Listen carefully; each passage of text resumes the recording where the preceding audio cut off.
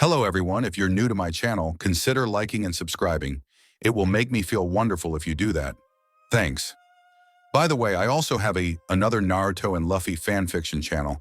If you are interested, link is in the description. One Piece Randomizer by Grey Ninja 27i. An ordinary boy dies and is reincarnated into the body of none other than Monkey D. Luffy, equipped with a randomizer system. What he doesn't realize is that this system doesn't just influence his life, it influences the entire world around him. The warlord of my channeler, What If Lord, Black Money Young Leon, Garrick Russell, Ben Brownlee, Case Clark, Tristan Ward, KSG, PL4YZ, Brian McKenzie. Join the channel membership if you will like to support the channel. Adios. The Great Burning, Raphael system. Luffy, come here quickly. Uta's urgent voice cut through the quiet, jolting Luffy from his drowsy state.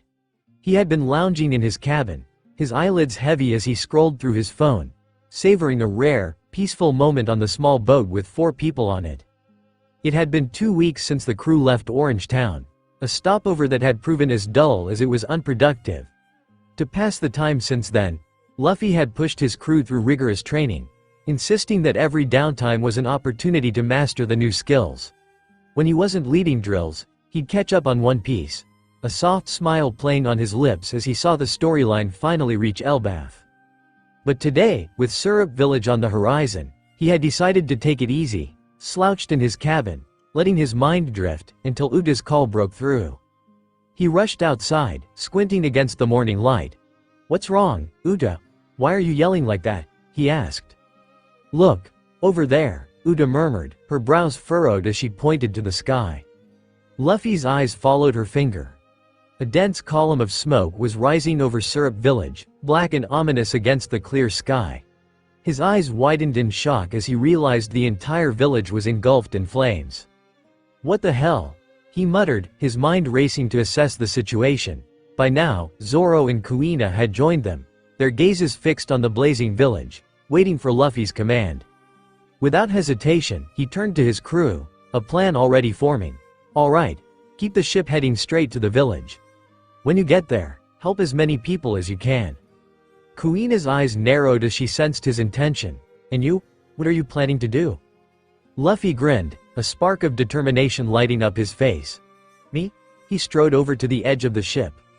"I'm going ahead," he replied, his voice laced with a thrilling confidence. Then, without another word, he leapt overboard. Uta, Zoro, and Kuina rushed to the side of the boat, breathless as they watched what happened next. Luffy had conjured a sparkling, crystalline platform beneath his feet, hovering just above the ocean's surface. With a steady stance, he tilted forward, riding the platform like a surfboard as he sped toward the distant flames. A trail of viridian glistening crystals formed behind him.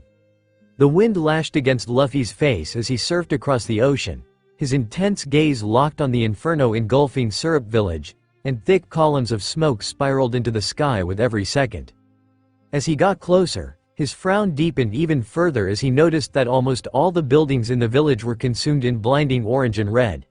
His heart hammered at the sight, and he forced himself to focus as he leaned forward, urging his crystalline platform to go faster, knowing any delay could mean the difference between life and death for the villagers trapped in the chaos. The shoreline finally came into view, and Luffy didn't slow down as he neared the edge.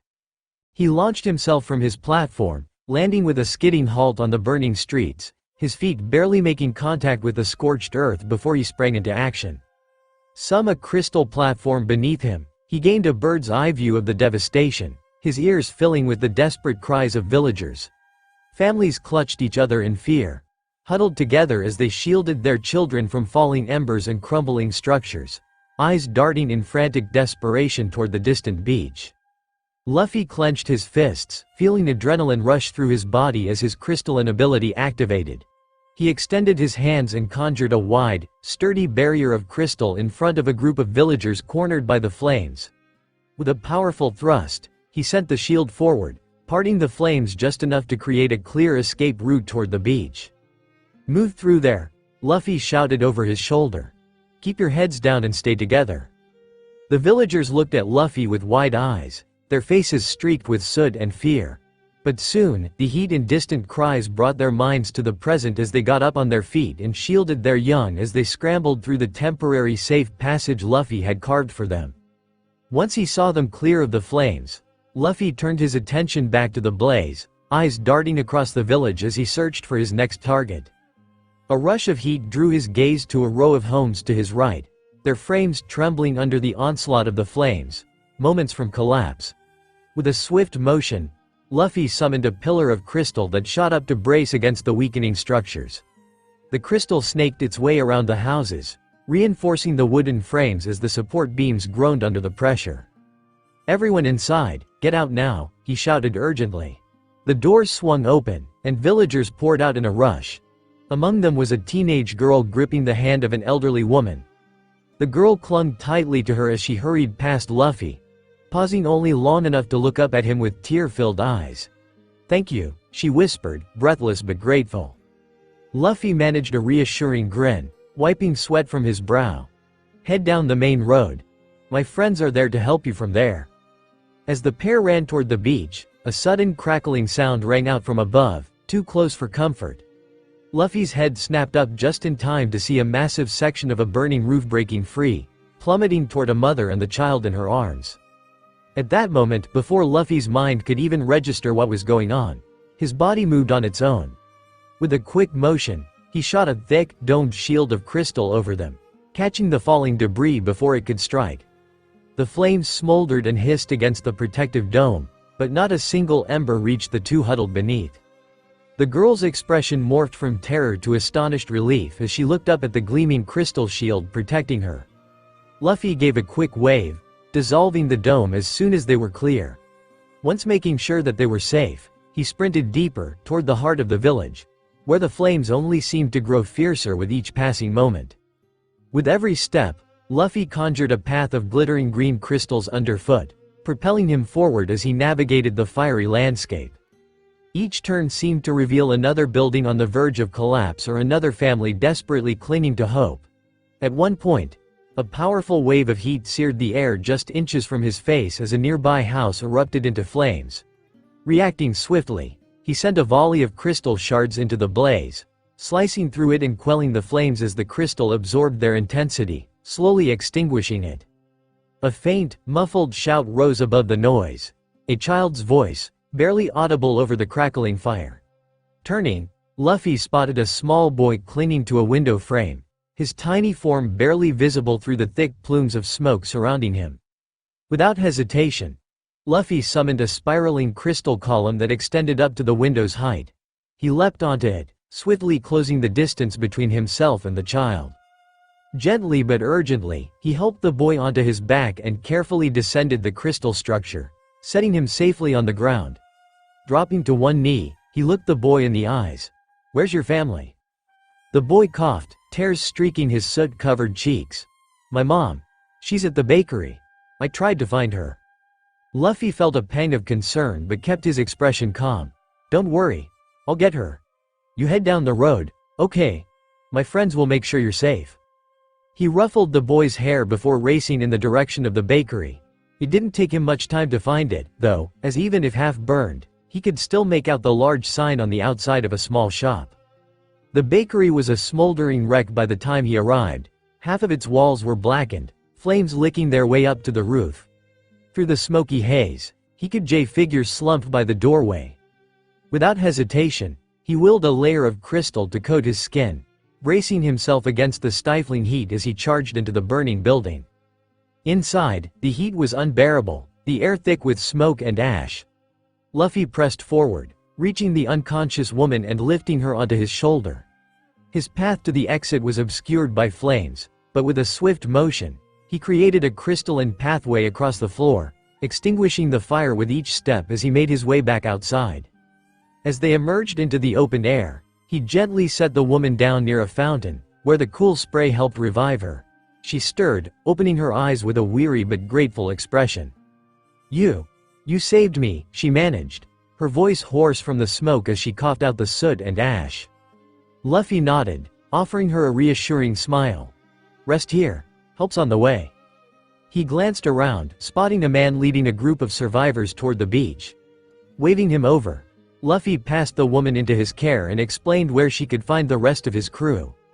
With one last look to ensure they were headed to safety, he took a steadying breath and pushed onward.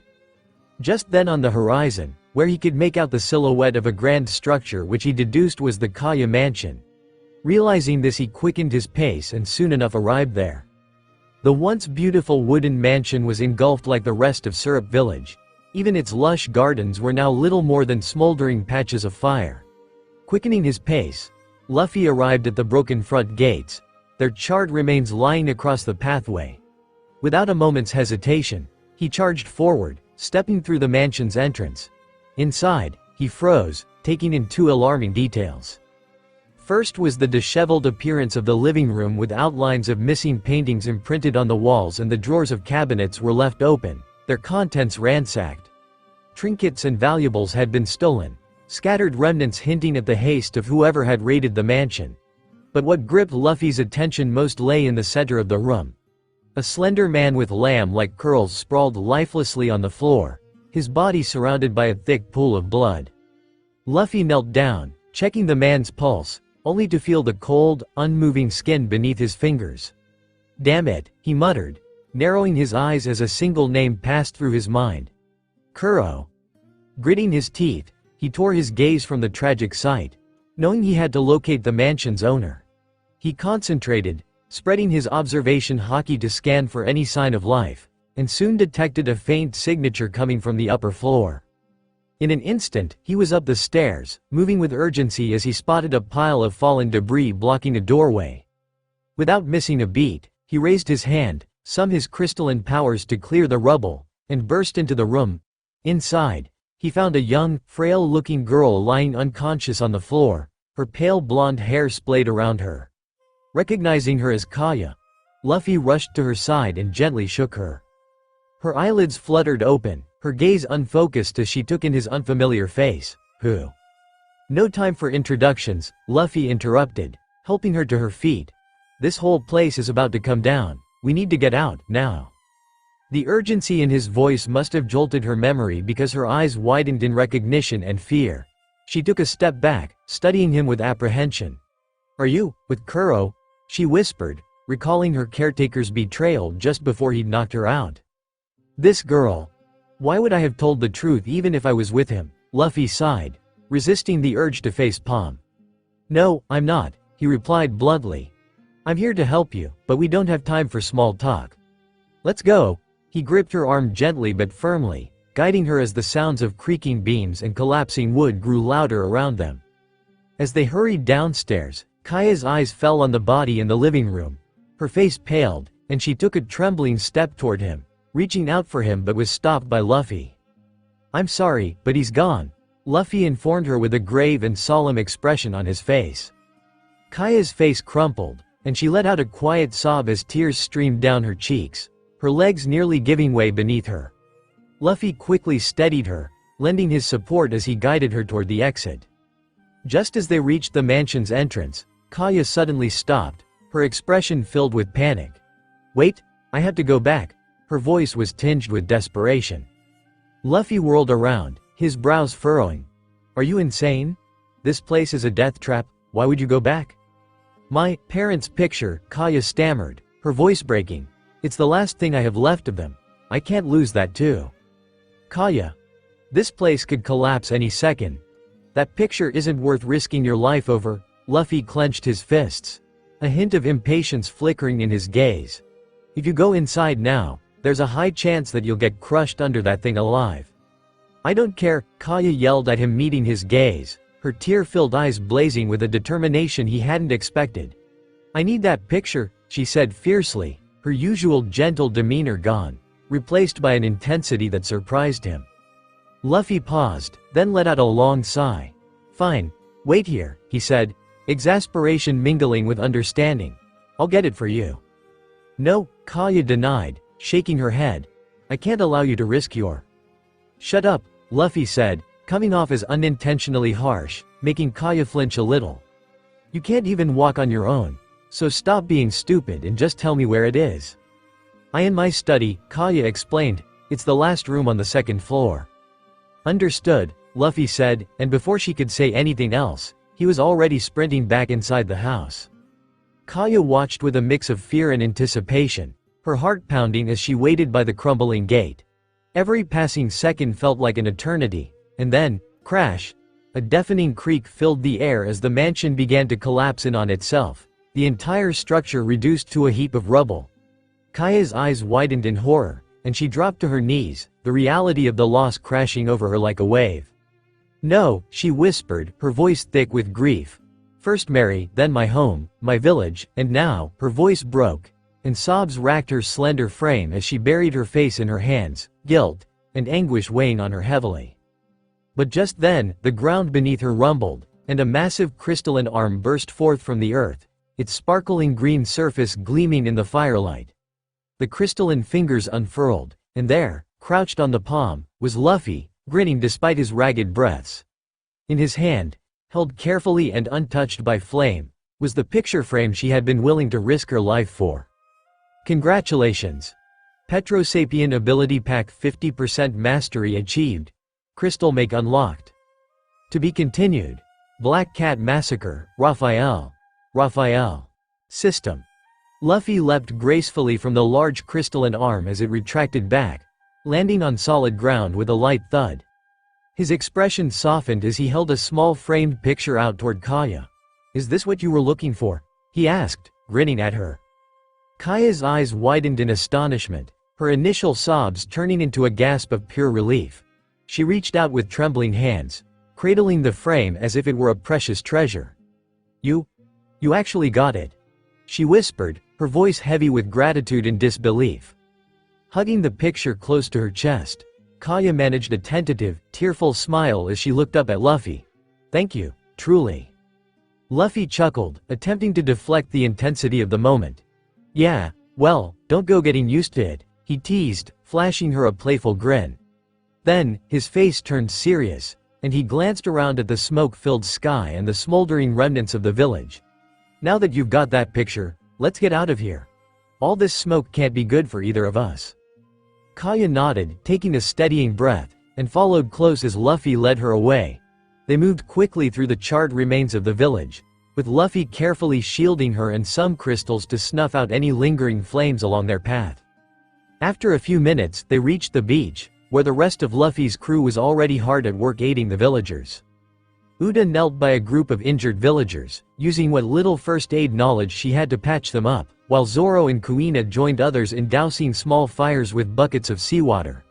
But as Luffy approached with Caya at his side, he could feel the palpable shift in the villagers' mood. They glared at Caya with resentment, their expressions filled with simmering anger and grief. Caya, visibly shaken, instinctively stepped behind Luffy, gripping the frame close to her chest. Luffy let out a deep sigh. He understood the villagers' feelings. They had lost homes, belongings, and loved ones due to Kuro and his pirates' devastation. Though Caya was also a victim of Kuro's deception, her association with him made her a symbol of the destruction the village had suffered. Knowing that keeping Caya there would benefit neither side, he called out to Uda, who was helping someone nearby. "Uda," Luffy called, catching her attention as she finished tying a bandage. "Could you take Caya back to the ship?" Uda nodded, quickly coming over and wrapping an arm around Caya, leading her away without a word. Luffy gave her a reassuring nod before turning back to address the crowd. He approached a villager tending to a child's wounds and asked, "How's everyone holding up?" The man glanced up, exhaustion etched into his face. "We're managing, somehow," he replied, handing the child back to their mother. But as his gaze shifted back to Luffy, his expression hardened. "And what was that girl crying about?" It was her own servant who caused this disaster. Those rich folks always find a way to make it all about themselves. Luffy shook his head. "Look, she's as much a victim as you all are. Kuro fooled her too.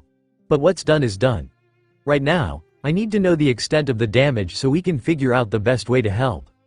The man let out a tired sigh, nodding reluctantly. "We've lost everything, homes, savings, people. Some are still missing." His voice grew somber. "We know that women and children were taken by those pirates, and others. Well, they might be gone for good. But until we can get past the fires and search, All we can do is hope. A pang of guilt washed over Luffy, and his face darkened. I didn't realize they'd taken people too. He clenched his fists and sighed. There's got to be something we can do. Actually, there is. Another man joined the conversation, upon hearing Luffy's words. Southwest from here, there is a small island, about 3 hours away. One of the S who was looting my house said something about going there and laying low for a while. They were also talking about contacting someone regarding goods and such. They must be referring to the people they took from here, the first man said, gritting his teeth. However, lad, you've already done so much for us. We cannot, in good conscience, allow you to risk your life any further. It's all right, old man. I've already helped you so much, so I might as well see this through, Luffy said with a wave of his hand, not telling them that he had an ulterior motive of waiting to gather as many achievements as possible from this adventure. Besides, he knew that with his current capabilities, the Black Cat pirates weren't a threat to him or his crew. Stay here, look after each other, and let me deal with those pirates. I think there are roughly 100 of them, Uta murmured as she scanned the uninhabited island through her binoculars, and from the looks of it, they're partying without a care in the world. After hearing about the Black Cat pirates' whereabouts, Luffy wasted no time setting sail from Syrup Village, bringing only Uta along. He had left Zoro and Kuina behind to protect Caya, ensuring she was safe from any villagers who might lash out in anger. He also wanted them to keep an eye on the village and help where they could in his absence. Perfect, Luffy grinned, his expression shifting to match the determination in his voice. Let them keep partying. We're about to crash it in the worst way possible. His face turned serious as he looked over at Uta. Alright, here's the plan. We'll do what we did back in Shellstown. I'll go in and take care of those Dumb and Dumber, while you take the ship around the island to rescue the women and children they've taken. Uta folded her arms, pouting as she shot him an unimpressed look. It's not fair, last time, you got to have all the fun while I was stuck doing the errands. Luffy chuckled, trying to appease her. I get it, but honestly, I don't think I'd be able to calm those women and kids down as well as you can. Besides, you're amazing at this stuff. Fine, I will do it. Just stop buttering me, Uta sighed, shaking her head. Just make sure you take care of every single one of them. We can't risk anyone slipping away with knowledge of our abilities. The fewer people who know what we're capable of, the better. Luffy nodded, then glanced back at the island with an unreadable look. So, I'll have to kill them, won't I? Luffy, don't fuck with me, Uta glared at him. Did you really set sail thinking you could keep your hands clean forever? He averted his eyes, hesitating. No, not exactly, but it's just. Her expression softened as she reached out, placing a reassuring hand on his shoulder. Look, I understand. It's not like I've had to take anyone's life before either. But think about it. If we just leave them subdued, do you really think the people of Syrup Village could contain them until the Marines show up? Unless we're planning to stick around indefinitely, the best thing we can do, for them and for ourselves, is to make sure these pirates never come back. Luffy took a deep breath, nodding slowly as he processed her words. Alright, he said, his voice steady and resolute. Let's get this over with. The Black Cat pirates reveled carelessly beneath the night sky, laughter and crude songs filling the air as they clustered around their flickering campfire. The firelight cast twisted shadows across their faces, adding a sinister edge to their drunken mirth. Unbeknownst to them, high above on a nearby hilltop, Luffy observed the scene, his eyes sharp and unblinking. Through the power of observation haki, he could sense each pirate's presence, mapping out the camp's layout with precision. He took a steadying breath before leaping silently from his vantage point, landing just beyond the edge of the encampment. His sudden appearance caught the attention of a few lookouts, but before they could shout a warning, Luffy raised his hand. With a subtle hum, spikes of glimmering green crystal erupted from the ground, lost guards with ruthless precision. The pirates dropped in eerie silence, dead before they could even comprehend what hit them. For a brief moment, a wave of nausea washed over Luffy as he stared at the lifeless bodies. The sight twisted his gut, the weight of taking lives heavy on his mind. But he steeled himself. There was no turning back now. He had a job to finish. The initial skirmish roused the other pirates, who stumbled over to the scene, their drunken stupor giving way to shock and fury at the sight of their fallen comrades. Enraged, they charged Luffy, swords flashing under the firelight, desperate to retaliate. But Luffy's face remained expressionless as he summoned crystal daggers in each hand, dispatching each pirate with swift, lethal precision. Every reckless charge was met with brutal, efficient takedowns, leaving no chance for the pirates to mount a real defense. A group of 20 men, realizing their disadvantage, tried to overwhelm him with sheer numbers. They charged as a mob, roaring in defiance, their crude weapons brandished with shaking hands. Luffy simply took a deep breath, concentrating, and slammed his palms to the ground. In an instant, two massive hands crafted from green crystal erupted from the earth, rising above the scrambling pirates. With a resounding crash, the hands clapped together, pulverizing the attackers in one decisive, brutal motion. As the crystalline hands retracted back into the ground, the remaining pirates gaped at the carnage, frozen in shock at the sight of their comrades' unrecognizable remains. A wave of horror rippled through the crowd as the reality of the situation sank in. Luffy's expression remained cold and unreadable as he observed the panic setting in. Pirates stumbled back, some trying to escape, tripping over each other in terror, while others clung desperately to their weapons, forming loose defensive lines. A few of the braver ones, their faces pale and their hands trembling, attempted to hurl weapons at him. Luffy responded with a swift wave of his hand, some a new surge of crystal. This time, he molded it into a massive sweeping blade made up of the crystals that gleamed in the firelight. With a powerful swing, he sliced through the defensive lines, cutting down scores of grunts in a single, decisive strike. Cries of pain and horror filled the night as the survivors stumbled back, their courage evaporated, and their morale shattered. Now the ground was slick with red, the remnants of the once merry camp now a wasteland of broken bodies. Luffy's gaze swept over them, his face as calm as stone as he watched the last few survivors, trembling and stumbling, try to flee, but there was nowhere to go. Just then, a flash of silver caught Luffy's eye. Django, the Black Cat Pirate's hypnotist, stood on a boulder, his pendulum swinging rhythmically back and forth. What the hell is going on here? The hypnotist's eyes glinted with rage as he called out, "Listen, boy, I don't know who you are or how you did all of this, but this is as far as you go. Sleep." Django's voice rose in a hypnotic cadence as he swayed his pendulum back and forth in front of Luffy's face. However, instead of getting sleepy, Luffy just stared at Django with an unimpressed expression. With Raphael protecting his mind, a low-level mind attack like hypnosis wouldn't work on him.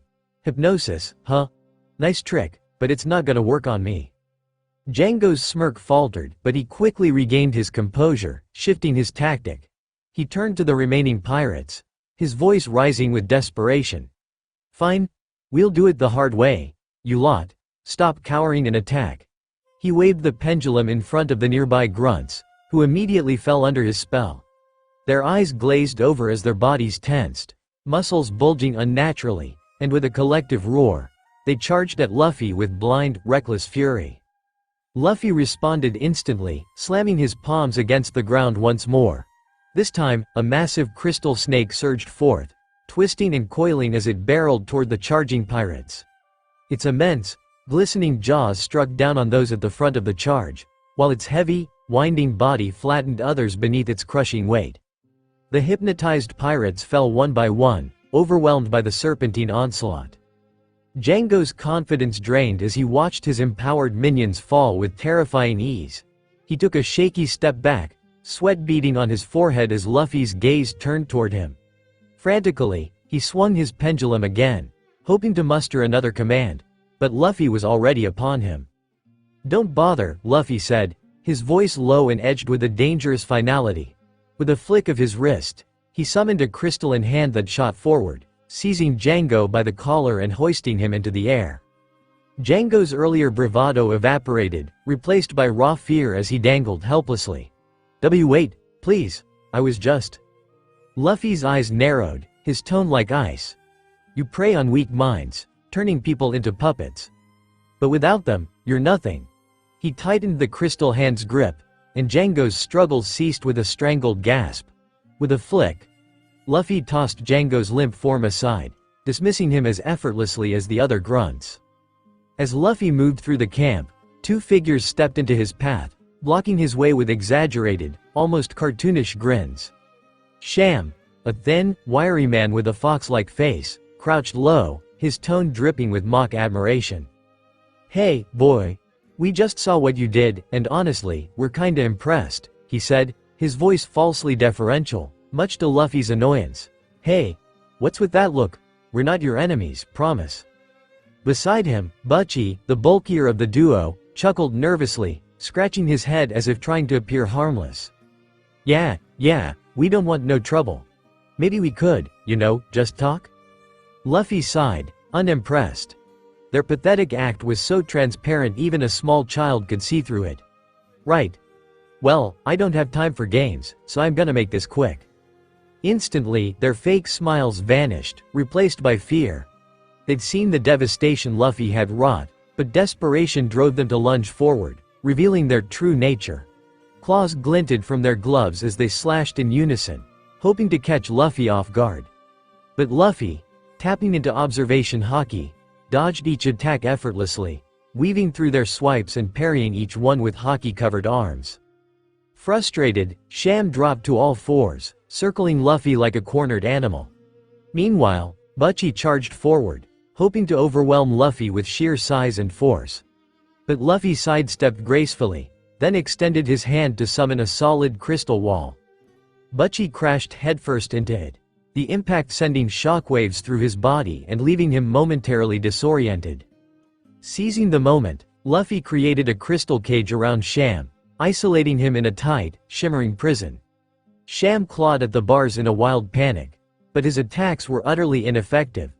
Meanwhile, Luffy turned his attention to Butchie, who was stumbling to his feet, disoriented and dazed. Luffy struck with precision, landing a powerful blow that sent Butchie flying across the clearing, where he crashed into a tree, coughing up blood before collapsing to the ground, unmoving. One down, one to go. With a flick of his wrist, Luffy released the crystal cage. Sham staggered out, his bloodshot eyes locking onto Butchie's fallen form, his face contorted in a mix of fear and rage. But before he could react, Luffy summoned a crystal dagger in his hand and, with one swift movement, drove it into Sham's chest. The pirate froze, his life snuffed out in an instant, as the skirmish ended with brutal finality. Luffy stood over the fallen duo, the camp now eerily quiet. However, just then, a slow clap echoed from the edge of the camp, drawing Luffy's attention. Standing atop a large rock, Kuro glared down at him, his face an unreadable mask. The Black Cat Pirate's captain, elegant yet sinister, stepped forward, a quiet fury evident in his stance. "Impressive," Kuro said with a slight sneer. "You've dispatched my men with decisive efficiency. I'm furious, of course. But part of me admires your ruthlessness." He straightened, eyeing Luffy with a gleam of calculation. "I'll make you an offer. Join me. Together, we could rule the East Blue." Luffy gave him a look of genuine disbelief. "Are you serious? Did you miss the part where I took out your entire crew?" He shook his head. "Besides, why would I join someone who couldn't even defeat a moron like Morgan?" Kuro's calm facade cracked, his eyes narrowing. In a flash, he vanished, reappearing behind Luffy, his deadly cat claws poised for a lethal strike. But Luffy was ready. His observation haki allowed him to sense the movement, and he pivoted, blocking the attack with a haki-infused arm. Kuro snarled, his claws clashing against Luffy's arm, sending sparks flying as he tried to slice through Luffy's defenses. "You're fast, I'll give you that," Kuro sneered, "but not fast enough." Without missing a beat, Kuro attacked again, striking from every angle, his cat claws blurring with speed. Luffy matched his movements, anticipating each strike with observation haki, evading, blocking, or parrying every blow. Growing tired of the skirmish, Luffy lunged forward, his fist enveloped in armament haki. Kuro raised his claws to block, but Luffy's punch shattered them like glass, sending Kuro hurtling back. He crashed into a tree, and for the first time, true fear appeared in his eyes as he realized that Luffy, who advanced slowly towards him, was someone far above his league. Luffy stopped a few feet from Kuro, knelt down, and met his horrified gaze. "Kuro of 1,000 plans," he said mockingly. "Didn't plan on facing someone stronger than you, did you?" Kuro tried to crawl back, but Luffy reached out, grabbing him by the throat and lifting him effortlessly off the ground. Kuro's hands clawed helplessly at Luffy's hockey-coated arm, his breathing choked as he dangled helplessly. Caya trusted you, you know, Luffy said, his voice a harsh whisper. Like family. And you destroyed that trust and hurt innocent people. For what? A tiny village with nothing of real value. Kuro's lips twisted into a sneer, though his voice trembled. You soft-hearted fool. Here I thought I could respect you. But it turns out you're just as weak as everyone else. He let out a dark, bitter laugh. As for why I chose Syrup Village, well, fuck you, that's why. Luffy's expression didn't change as he created a sharp crystal dagger in his hand. Fair enough, he replied coolly. Then, without another word, he drove the crystal spike into Kuro's heart, ending the pirate captain's life. As Kuro's lifeless body fell to the ground, the forest grew silent. The carnage around him was complete. That marked the day the Black Cat pirates rose again and were wiped out from the face of the world. To be continued. Birth of an Angel, Raphael. System. As Kuro's lifeless body crumpled to the ground, Luffy stood frozen, staring impassively. Yet, inside, a storm brewed. The weight of what he had done hit him like a tidal wave, and the nauseating feeling he'd fought off earlier returned with full force. It wasn't just Kuro's body that unsettled him. It was the 100 other corpses scattered around him, along with the stench of blood and the grotesque reality of death amplified his revulsion until it became unbearable. The sound of retching broke the uneasy silence as Luffy stumbled toward a nearby bush, his body finally succumbing to the overwhelming nausea. Emptying his stomach, he braced himself against the trunk of a tree, trembling. Though he had grown stronger, both physically and mentally, since arriving in this world, this kind of strength, the kind required to take lives, was something he had never required before. In his past life, death had been a distant concept, experienced through screens or books, never through his own hands. Killing like the Black Cat pirates should have been easy to justify, and honestly, he didn't regret it. However, it was his modern-day morals that kept clawing at him. To take even a single life was wrong in that life, so what did that make him now, standing amid a gut-wrenching scene of his own making? The calm voice of Raphael cut through the chaos of his thoughts, offering a lifeline he wasn't sure he wanted to grab. Luffy hesitated, recalling a protagonist from an anime he'd once watched who had been consumed by apathy towards life after a mysterious power kept suppressing their emotions, to the point where even massacring innocent children didn't faze them in the slightest. No, Luffy thought firmly, wiping his mouth and forcing himself to stand straight. I can't do that. If I lose this feeling, I lose what makes me human. I need to carry this weight, no matter how heavy it gets, otherwise, what's the difference between me and a wild animal that kills without any thought? Just as he steeled himself, a light touch on his shoulder made him whirl around, a crystalline dagger materializing instinctively in his hand. His eyes widened as he realized who it was. Uda. Her face remained calm, even as the blade hovered inches from her neck. Hey, it's just me, she said softly before gently pushing his arm down and, to his surprise, pulling him into a hug. Are you okay? A small smile tugged at Luffy's lips as he returned the embrace. Yeah, I'm fine. Just a little shaken, he admitted. Uda pulled back and scrutinized him with narrowed eyes, arms folded across her chest. Really? She asked, raising an eyebrow. Yeah, don't worry. I just need some time, Luffy assured her before changing the subject.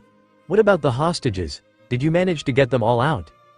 Yep, Uda replied with a grin, puffing her chest with pride.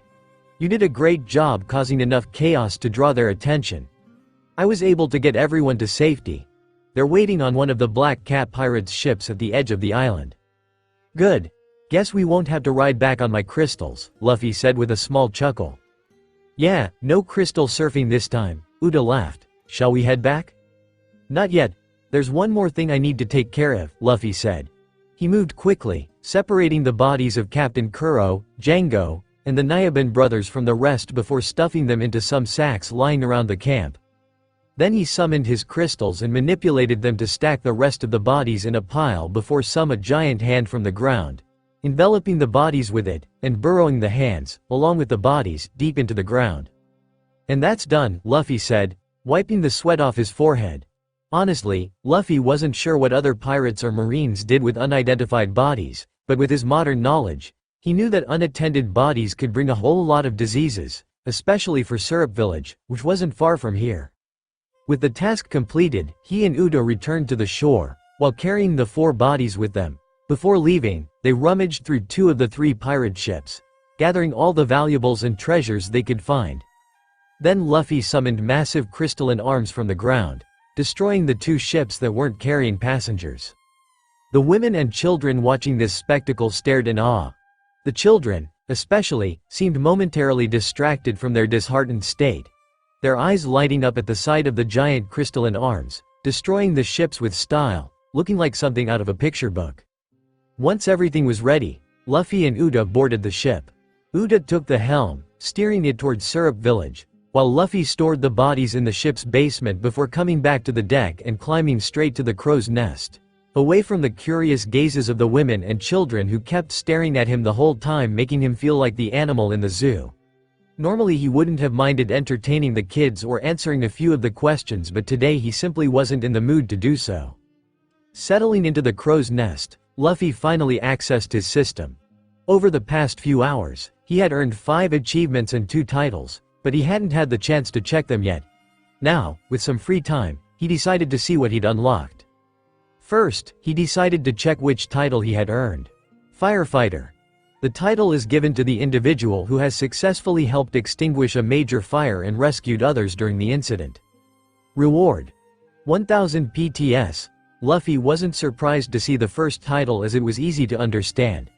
His actions earlier in Syrup Village, saving lives and ensuring the flames didn't spread, had likely earned him this. But the next title made his stomach churn. Certified Killer. The title was given to the individual who has taken more than 100 lives. Reward. 1000 PTS. His jaw tightened, and his lips pressed into a thin line as he read the second title. While he was beginning to come to terms with his actions, being reminded of them so soon after the fact felt like a cruel blow. Shaking off the thought, he chose to ignore the title and turned his attention to the list of achievements instead. Savior. The achievement is given to the individual who has successfully recused a single person from a certain death situation. Reward. 500 PTS, Lifesaver. The achievement is given to the individual who has successfully recused 10 or more people from a certain death situation. Reward. 1000 PTS, First Blood. The achievement is given to the individual who has successfully taken the life of one single individual. Reward. 500 PTS, Merciless.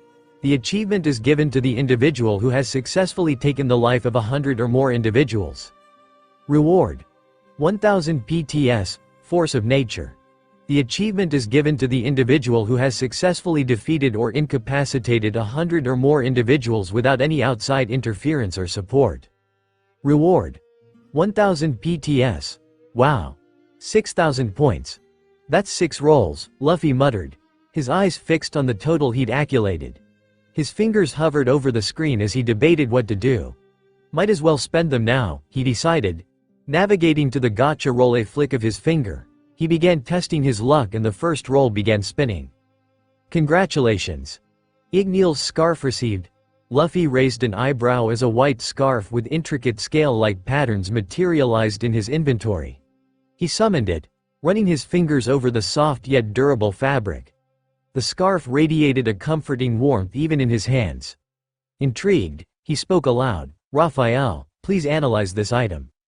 Ignil's scarf. The Thignil's scarf is an artifact from the world of fairy tale, given to an individual named Natsu by his foster father, Ignil, which serves as a good luck charm of sorts, warding off misfortune. Effects. Body warmer. Automatically adjusts temperature to keep the wearer warm in cold climates. Grants 10% resistance to IC. Luck. Increases the wearer's luck by 10%. Unbreaking 3. Greatly enhances durability, preventing damage even under extreme conditions. Huh, a hidden effect, Luffy murmured, wrapping the scarf around his neck. The warmth it provided was instant, spreading through his body and warding off the night's chill.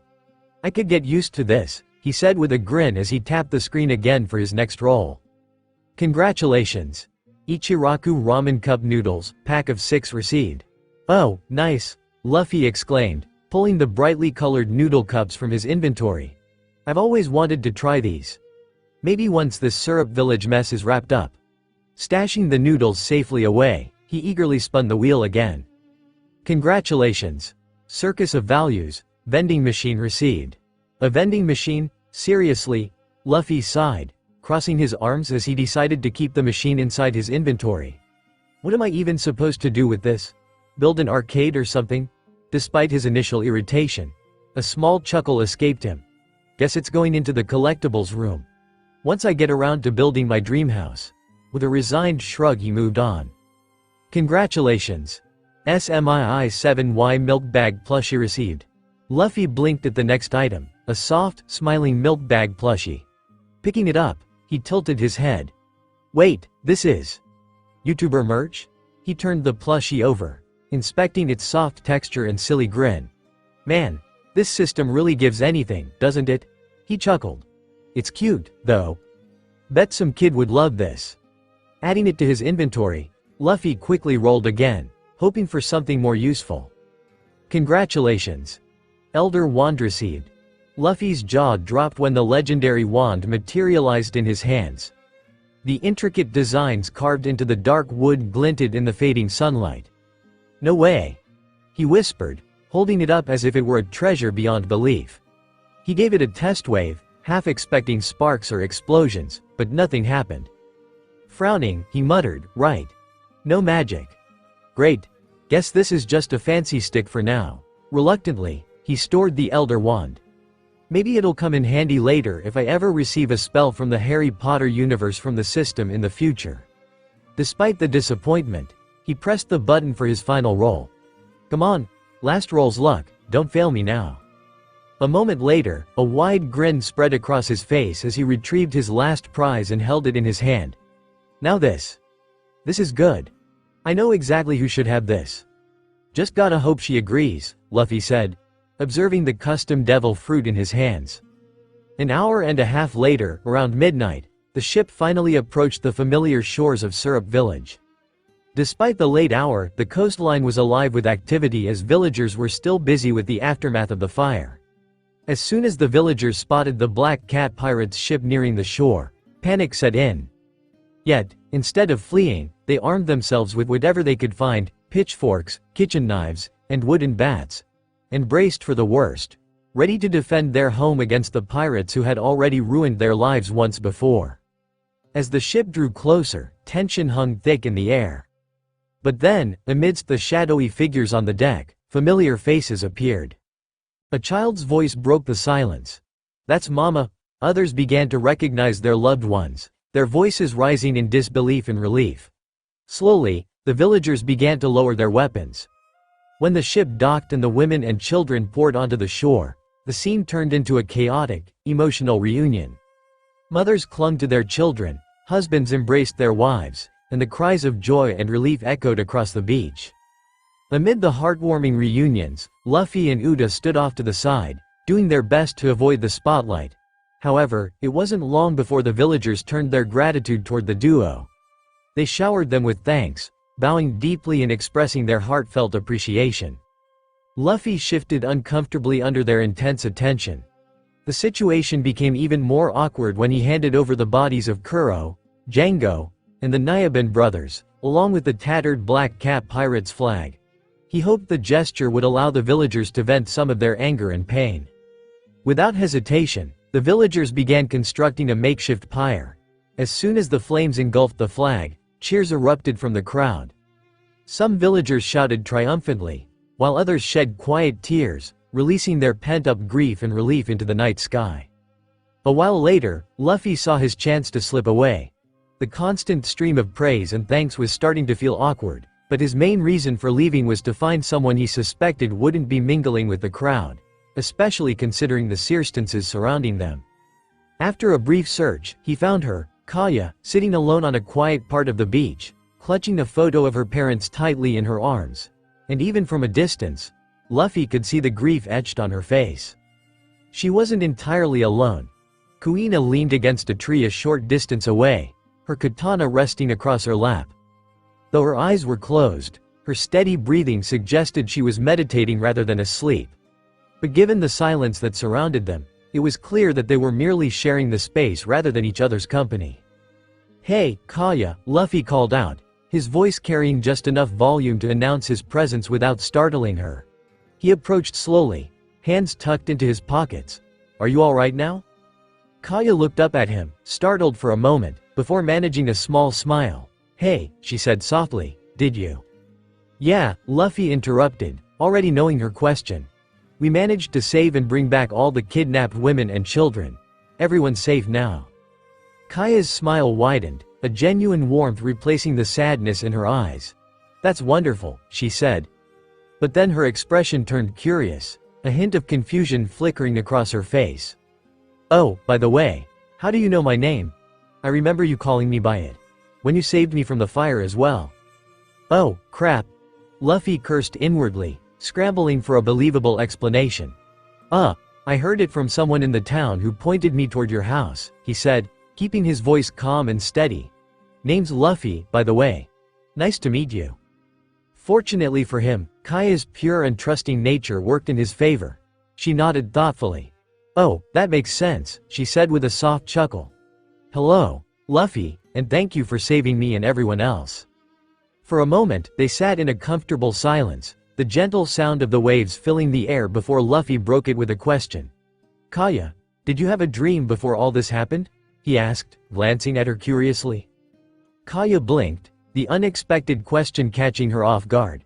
"A dream?" she echoed. She paused, her gaze drifting to the photograph she held in her lap. "Well, I always wanted to become a doctor. I wanted to help people, like my parents did. But now..." Her voice trailed off, her expression clouding with sadness as memories of the villagers' distrust and anger surfaced in her mind. "And what about now?" Luffy pressed gently, tilting his head. "Are you going to give up on that dream?" Caya hesitated, the weight of her emotions evident in the way her fingers tightened around the frame. "What else am I even supposed to do?" she said, her voice trembling. "My parents are gone, and now so is Mary. There's no one left to support me.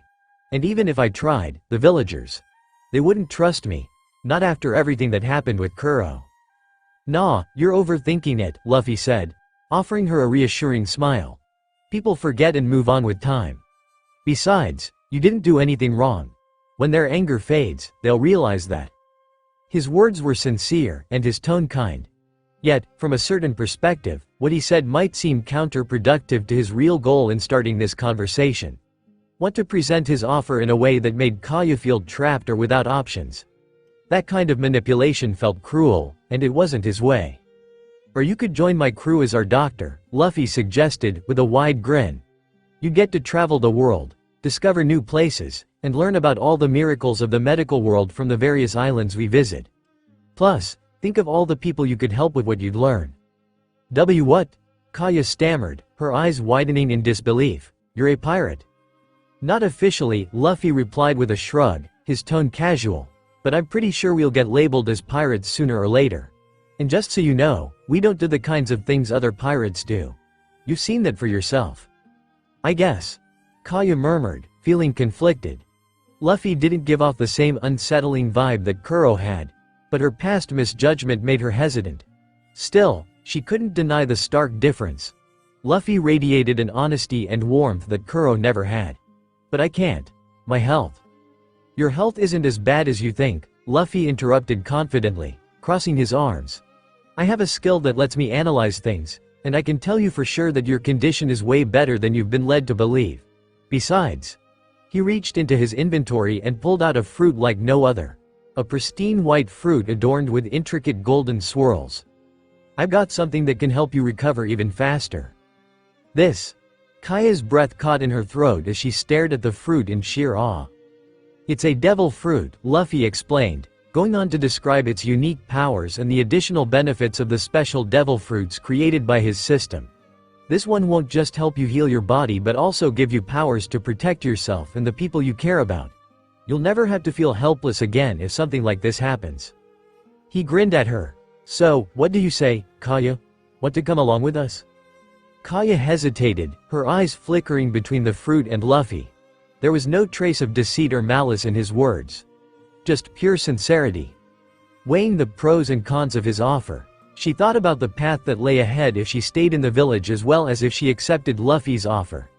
The idea of fulfilling her dream as a doctor while exploring the world was enticing, but she hesitated for just a moment longer. "Are you sure you want someone like me on your crew?" she asked quietly, her voice trembling with uncertainty. I don't know if I'd be of much help to you." "Of course," Luffy replied without a moment's hesitation, his tone brimming with sincerity. "You're exactly the kind of person I want on my crew. My friends and I would love to have you with us. Besides, it's not just about what you can do. It's about who you are. You got a kind heart, Caya. That's more than enough." Caya felt a warmth spread through her chest at his words. "In that case." Caya smiled softly, reaching out and taking the devil fruit from his hand. She held it firmly and looked at Luffy. "Captain Luffy, please take care of me from now on." With no hesitation, she bit into the fruit. Almost immediately, her body began to change. She grew a few inches taller, her blonde hair brightened to a more radiant shade and lengthened, her slender frame gained healthy curves, and her eyes turned a brilliant blue. The most striking transformation, however, was the appearance of 4 elegant wings on her back, radiating a kind, warm energy that seemed to fill the air around her. Luffy grinned widely, his excitement evident. "Wow," he muttered, marveling at the effects of Kiara no Mi model. Anjouamon. To be continued. Farewell, Syrup Village, Raphael. Raphael. System. Amazing, Luffy said, his eyes sparkling with genuine awe as he admired Kaya's newly transformed form. "What's going on here?" Kuina's voice cut through the quiet moment. She had been resting nearby but couldn't resist her growing curiosity. Approaching the scene with her usual calm demeanor, she raised a skeptical eyebrow. "Is this another one of those weird devil fruits? Like the one you gave Uta?" she asked, raising an eyebrow and received a nod in return. Meanwhile, Caya radiated pure joy. For the first time in years, her body felt alive, strong, vibrant, and untethered by the frailty that had defined her existence for so long. In fact, she felt as though she had been reborn tonight. Overcome by the rush of freedom, Caya spread her wings and launched into the sky. The cool night air rushed past her, carrying her higher and higher until the village became a speck below.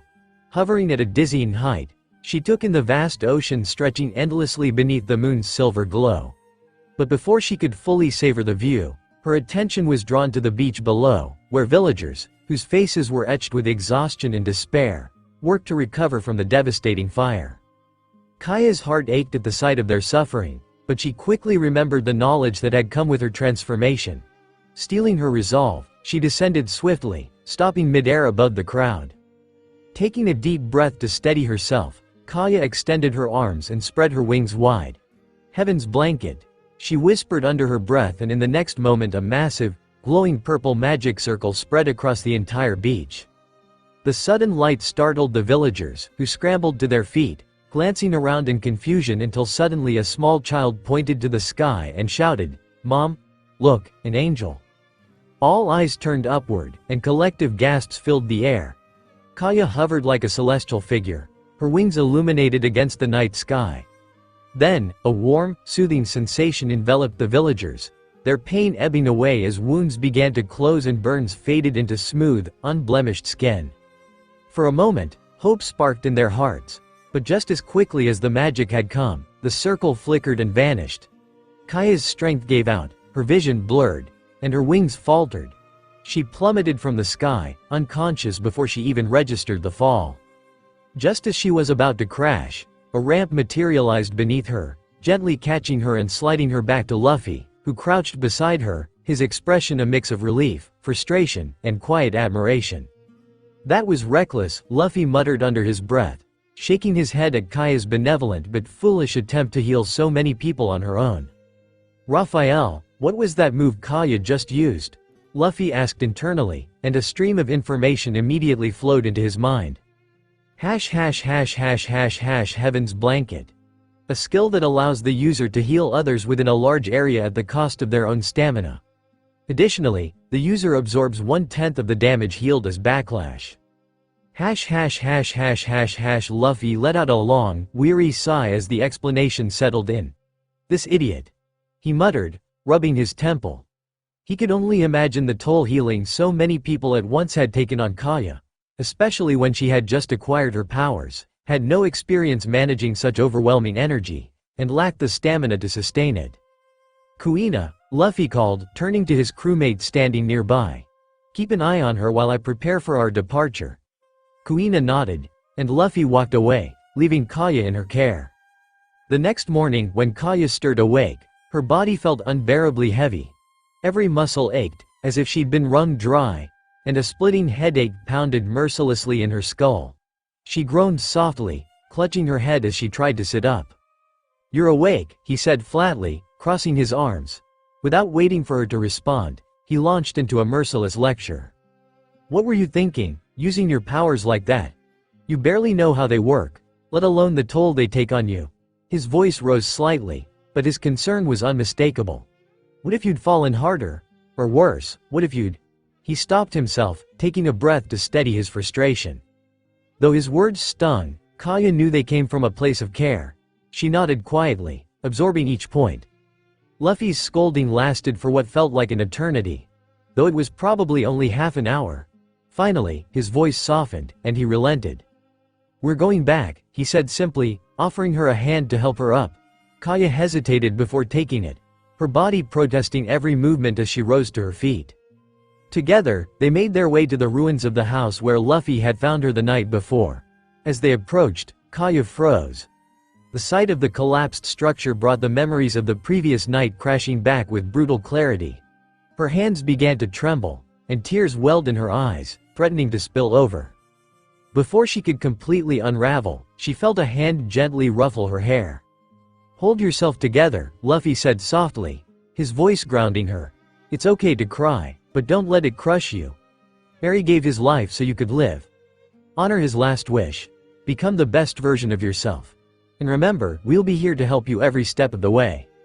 Luffy's words were simple but brought an undeniable warmth to Kaya's heart as tears streamed down her face as she nodded. "You're right.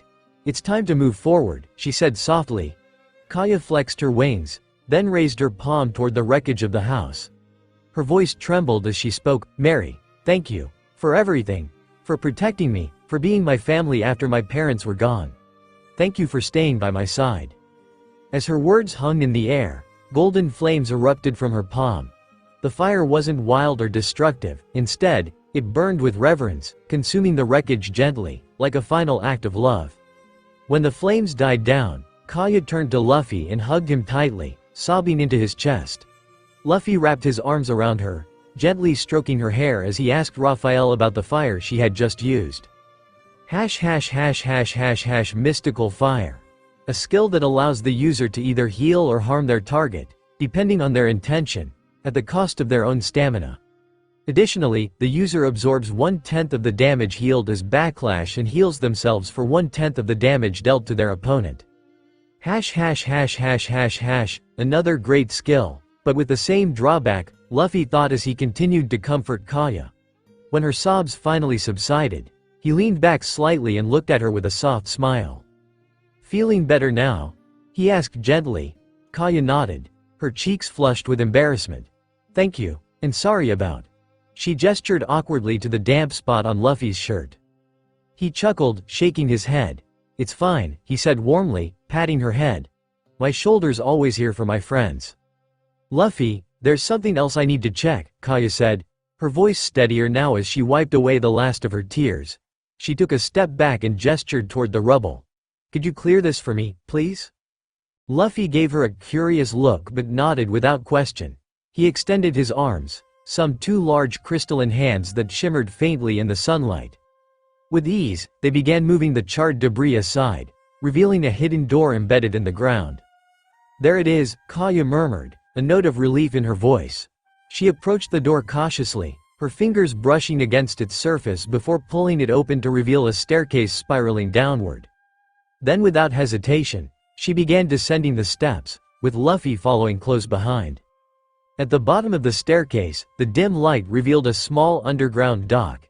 In the center, A medium-sized caravel was moored, pristine and intact. Seeing the ship still there and, more importantly, in one piece, Caya sighed in relief. Luffy, this is the Going Merry. The Shinned his last memory. That's why. Her voice faltered as she fidgeted with her fingers, her gaze dropping to the floor. That's why I would love for this to be our sailing vessel. Of course, only if you don't mind, Captain. Of course, we can, Caya. Luffy replied with a reassuring grin. And you don't have to be so hesitant when talking to me. I'm not going to eat you or anything, you know. Then, with a mischievous glint in his eyes, he added, well, unless you want me to. Caya froze, her cheeks flushing an intense red as she processed his words. Her embarrassment quickly turned to exasperation. Idiot, she snapped, smacking his arm repeatedly. Luffy burst into laughter, doubling over as Kaya's blows landed harmlessly on him. All right, I'm sorry. He managed between chuckles, his grin never fading. After a moment, Luffy sobered, his tone turning more serious as he leapt onto the Mary's deck to inspect it. He glanced back at Caya. Go get Uta and send her here, he instructed. And tell Kuina to track down Zoro and keep him in one place. We'll be setting sail soon. A few hours later, the crew stood at the edge of Syrup Village, bidding farewell to the villagers who had gathered to see them off. When it was time, Luffy called for the crew to board the Going Merry. The sails unfurled, catching the breeze, and the ship glided smoothly into open waters. As the village faded into the horizon, Caya stood at the stern, her heart swelling with a bittersweet mix of grief and hope. She turned to Luffy, who stood at the helm with his usual exuberant grin. Thank you, she said softly, her voice almost lost to the wind. Luffy looked over his shoulder, flashing her a thumbs up. We're going to do great things, Caya. Mary would be proud. With a new crewmate, a new ship, and a renewed sense of purpose, the Straw Hats sailed onward, ready for their next adventure. A week later aboard the Going Merry, Uta, Zoro, and Kuina were deeply engrossed in their hockey training, while Luffy worked with Caya, guiding her through the basics of hockey and total concentration breathing. That's enough for now. Take a break, Luffy said, standing up and handing Caya a bottle of water. She was panting, still catching her breath from the intense session. Thank you, Caya said gratefully, taking the water. She sipped the water, trying to steady her breathing as she sank onto a crate nearby. So, Luffy began, wiping the sweat from his brow before leaning casually against the railing. How are you feeling so far? Regretting your choice to join us on this boat? He asked with a playful chuckle. Caya looked up at him, her blue eyes sparkling with happiness. No, not at all, she said, shaking her head with a warm smile. I'm having a lot of fun, and everyone has been so kind and welcoming. Even if there isn't much to do aside from training and the occasional games, flying with my wings more than makes up for it, so no complaints at all. I'm glad to hear that, Luffy said with a nod, pleased by her response. By the way, once we get to Loguetown, we'll stock up on some medical books and equipment. You'll need those to keep up your studies, right? Kaya's eyes widened, her exhaustion forgotten as excitement lit up her face. Really? She exclaimed, leaning forward. But, won't that be kind of expensive? Of course, Luffy said casually, as though the cost were the least of his concerns. You're part of the crew now, Caya. It's our job to make sure you have everything you need to do your job. Don't sweat the price.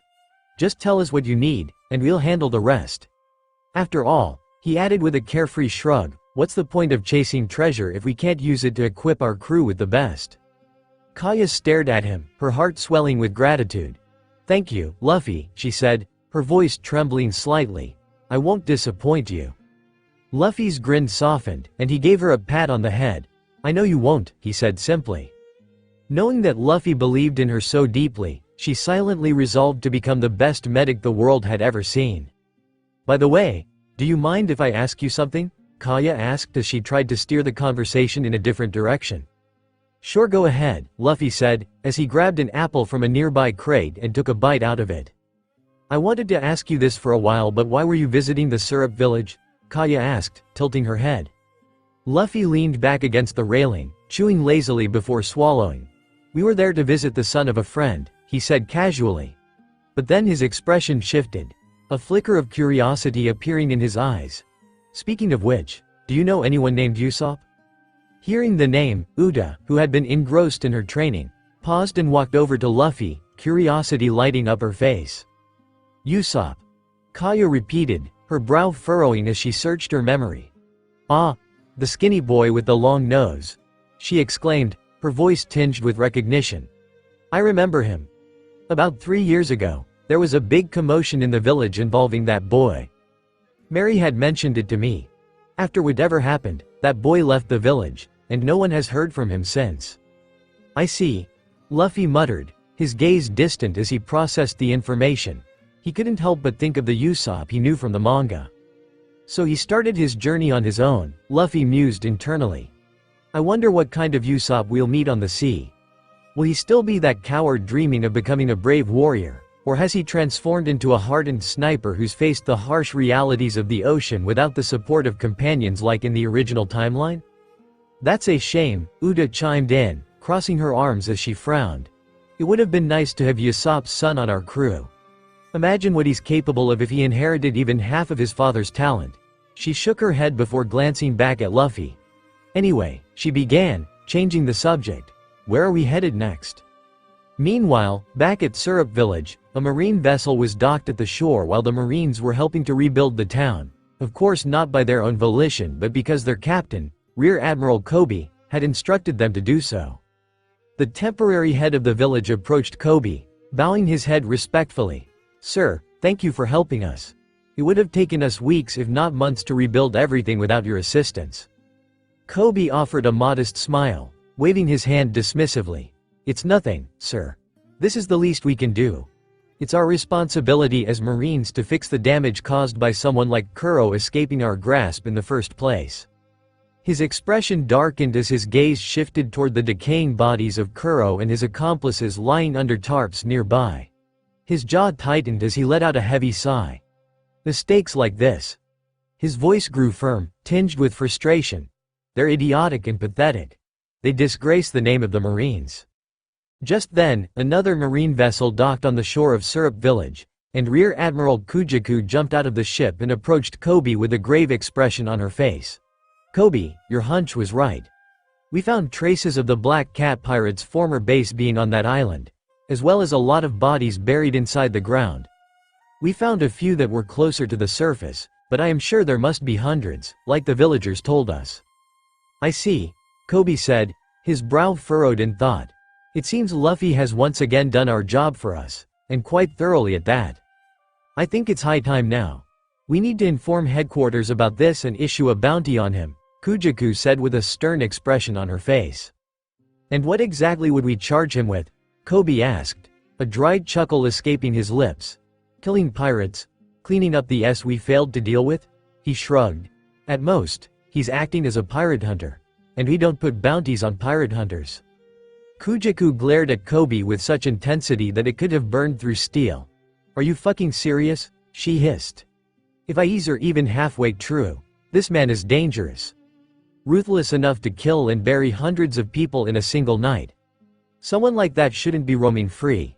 If word gets out that you're turning a blind eye to this, Admiral Akainu will burn you alive. I'm not shielding anyone, Kobe said calmly, though his tone carried weight. I just don't think making an enemy of Mr. Garp's grandson is the smartest choice. If Luffy is even half as monstrous as his grandfather, we should be working to bring him to our side, not pushing him away. Besides, Mr. Garp has done so much for us. It's only fair to try and guide his grandson toward the right side of the law. Kujaku crossed her arms, her skepticism clear. And how exactly do you plan to succeed where Garp himself failed? Kobe rubbed the back of his neck sheepishly, offering a lopsided smile. I haven't quite figured that part out yet, he admitted. Kujaku's eye twitched in irritation. This is your grand plan? Figure it out when we catch him? Do you even hear yourself? At the very least, Kobe said, his voice taking on a more serious edge, I could approach him as Kobe, Garp's student, not as some faceless marine officer. That might open a door. And if it doesn't, Kujaku pressed, her voice like steel. Kobe's demeanor shifted. His fist transformed into shining steel, and a dangerous glint flickered in his eyes. If he refuses to listen, then we'll drag him back to base. And I'll make sure he understands what true justice looks like, whether he likes it or not. Kujaku studied him for a long moment before letting out a resigned sigh. You'd better be right about this, Kobe, for all our sakes. To be continued. Elderago Pirates, Raphael. System. Shanks has an evil twin now. Great, just great, Luffy sighed, scrolling through the latest One Piece chapter on his phone. He lounged inside the captain's cabin, one arm draped over the back of his chair. Just then, his observation hockey flared. 3 unknown presences had slipped onto the ship. Tisk. He clicked his tongue in annoyance. And here I was hoping for some peace before we reached Beretta. Guess that's not happening. Letting out a slow sigh, Luffy pushed himself up and stepped out of the cabin, arriving on deck just in time to witness the first intruder go flying through the air, crashing hard onto the deck. A second followed almost immediately, landing right on top of the first with a pained grunt. And then came Uda, dragging the last one by the hair, headhunter in hand, her expression filled with nothing but boredom. I see you've got this handled, Luffy remarked, leaning casually against the railing as he took in the scene. The 3 intruders lay sprawled on the deck, groaning, surrounded by Uda and the rest of the crew. Please, Uda scoffed, flipping her hair back as she twirled headhunter between her fingers. If I couldn't handle small fry like these, I might as well quit being a pirate altogether.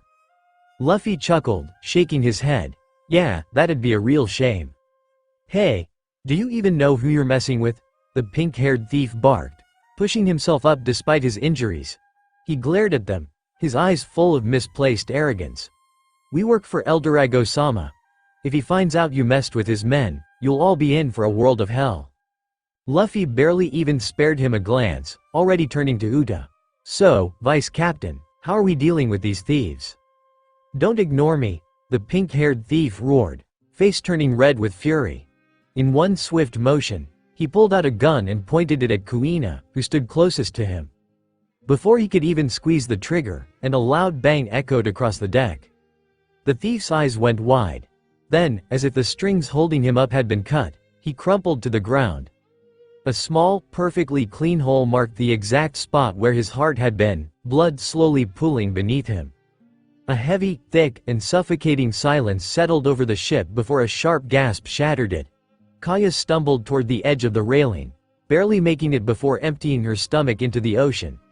Kuina sighed, stepping up beside her, and gently rubbed her back. Meanwhile, the 2 remaining thieves collapsed onto their butts, eyes wide with horror. One moment, their comrade had been boasting. The next, he lay lifeless on the deck, blood pooling beneath him, leaving them completely at the mercy of their captors. Now, Uda said as headhunter vanished from her hand. Then the pattern on her left arm glowed as tour de force. Her sniper rifle materialized in her hand. She leveled the barrel at the 2 trembling thieves. Give me one good reason why I shouldn't send you to join your friend. Wait. One of them stammered, frantically waving his hands. If you let us live, we can lead you to a huge treasure. Uda arched a brow, pressing the rifle's cold barrel against his forehead. A big treasure, huh? Her voice was smooth, yet laced with menace. Keep talking. If I like what I hear, I might consider sparing you. I didn't know Uda could be this scary, Caya murmured, her voice barely above a whisper. Her wings instinctively wrapped around her, as if to shield herself from the scene before her. Don't worry, you'll get used to it, Kuina said with a casual shrug. People like them prey on the weak, until they run into something stronger and get wiped out. Still, Caya hesitated, unease flickering in her eyes. Meanwhile, the thief with Uda's gun pressed to his face gulped audibly before blurting out, Why yesterday? We overheard Elderago-sama talking about a hidden treasure. A hoard left behind by the legendary Captain Wunin. It's somewhere on Gold Island. Uda narrowed her eyes, considering his words, before glancing over at Luffy. What do you think? Luffy hummed, faintly recalling the plot of the first One Piece movie. Sounds fun. We should check it out. But the problem is, we don't know where that island is. It's not marked on the map we got from Shell's town. That's a shame, Uda sighed, then turned back to the thieves with a cold expression. Guess that means we've got 2 more bodies to get rid of. Wait. Elderago-sama has a map of Gold Island, the other thief blurted out, scrambling to pull a small, folded piece of paper from his pocket. And And this is Elderago Sama's Vivre card. It'll take you right to him. Oh, how thoughtful. Uda murmured, plucking the Vivre card from his shaking hands. She twirled it between her fingers, amusement flickering in her crimson eyes. Thanks for the help. In return, I'll make sure to give you a quick death. Wait, you said, bang, bang. Uda turned, smiling sweetly, and held up Elderago's Vivre card. Well, Luffy, looks like we're making a little detour. We're here, Uda announced as she spotted the island in the distance. Her gaze sharpened as she took in the sight of the shoreline. There's also a rather giddy-looking ship docked on the coast. Giddy-looking? Zoro raised an eyebrow. It's a massive ship, covered in gold plating from bow to stern. Uda clarified, her voice laced with undisguised disgust. It's twinkling, too gaudy, too excessive. Utterly distasteful. Well, Kuina mused, crossing her arms with a sly grin, we could always sink it. After we strip it of all that gold, of course. Uda smirked. Now that sounds like a plan. Your plans for grand larceny can wait. Luffy cut in, hopping off the balcony and landing on the deck with a light thud. First, we need to take care of this Elderago guy and find legendary Captain Wunan's treasure. Then, his expression turned serious. Before we head out, there's something I need to tell you all. The shift in his tone made the crew straighten up, giving him their full attention. This is going to be our first battle as a crew, Luffy continued, his gaze sweeping over them, and I've decided, aside from Elderago himself, I won't be fighting anyone else. Finally, Zoro and Kuina said in unison, identical savage grins stretching across their faces. Luffy chuckled at their eagerness before turning to Caya. Caya, you'll be going with these two and handling the grunts. You've been making good progress in training, but nothing beats real combat experience. He watched her carefully, gauging her reaction. Caya swallowed but nodded firmly as their ship docked on the coast. Uda, you'll be providing support from a distance, Luffy went on. Anyone who tries to run or escape them, you take them down. This will be good practice for all three of you before we head to the Grand Line, where the real monsters are. It'll also help you start unlocking Haki. His crew absorbed his words, their expressions shifting from anticipation to steely determination. Everyone clear? Luffy asked. A chorus of nods answered him. Good, he said, a grin creeping back onto his face. Then let's go. We've got a legendary treasure to claim. Damn it. Where is that damned treasure? Elderago roared, his voice echoing through the dense jungle. With a single punch, he sent a massive tree crashing to the ground, the splintered trunk shattering on impact. Birds scattered from the treetops, shrieking in alarm, while his men flinched at his outburst. They had been scouring this wretched island for 6 hours, searching for any sign of Captain Wunan's legendary treasure. But no matter how many rocks they overturned, they hadn't found so much as a single gold coin. My lord, please calm yourself, Gildor, Elderago's right-hand man, pleaded, adjusting his sunglasses nervously. Perhaps we overlooked something. There may be a hidden chamber or… Silence. Elderago snapped, whirling on him with a glare so fierce that Gildor instinctively took a stuff of your pathetic excuses. Wunan's gold is here. I can smell it. His golden armor gleamed under the sunlight, his fists trembling with frustration. Just then, the underbrush rustled behind them. Captain! Movement in the trees, Galas, one of Elderago's men, called out, pointing toward the dense foliage. A moment later, a figure stepped out from the shadows. Yo, Luffy greeted casually, hands tucked into his pockets as he emerged from the jungle. Looking for something? Elderago's eyes narrowed. You, his lips curled into a sneer.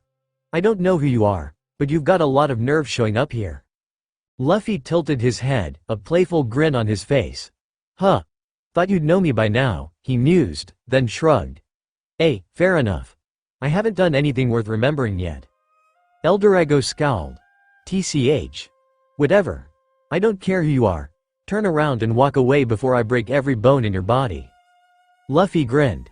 That's so, Wisey, that's kinda hard to do when you're making all this noise. We couldn't exactly ignore you.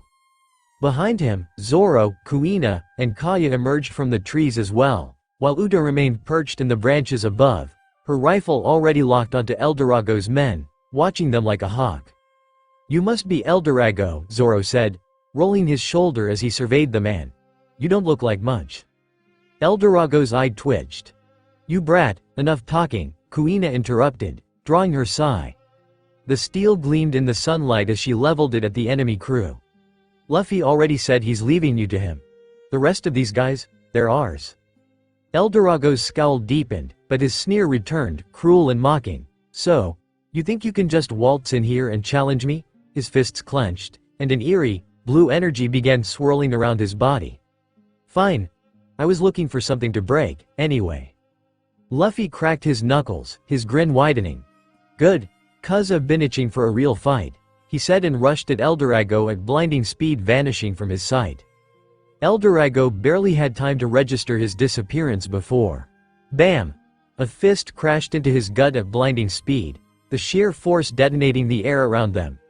Elderago's eyes bulged as he was launched through the jungle, trees snapping like twigs in his wake.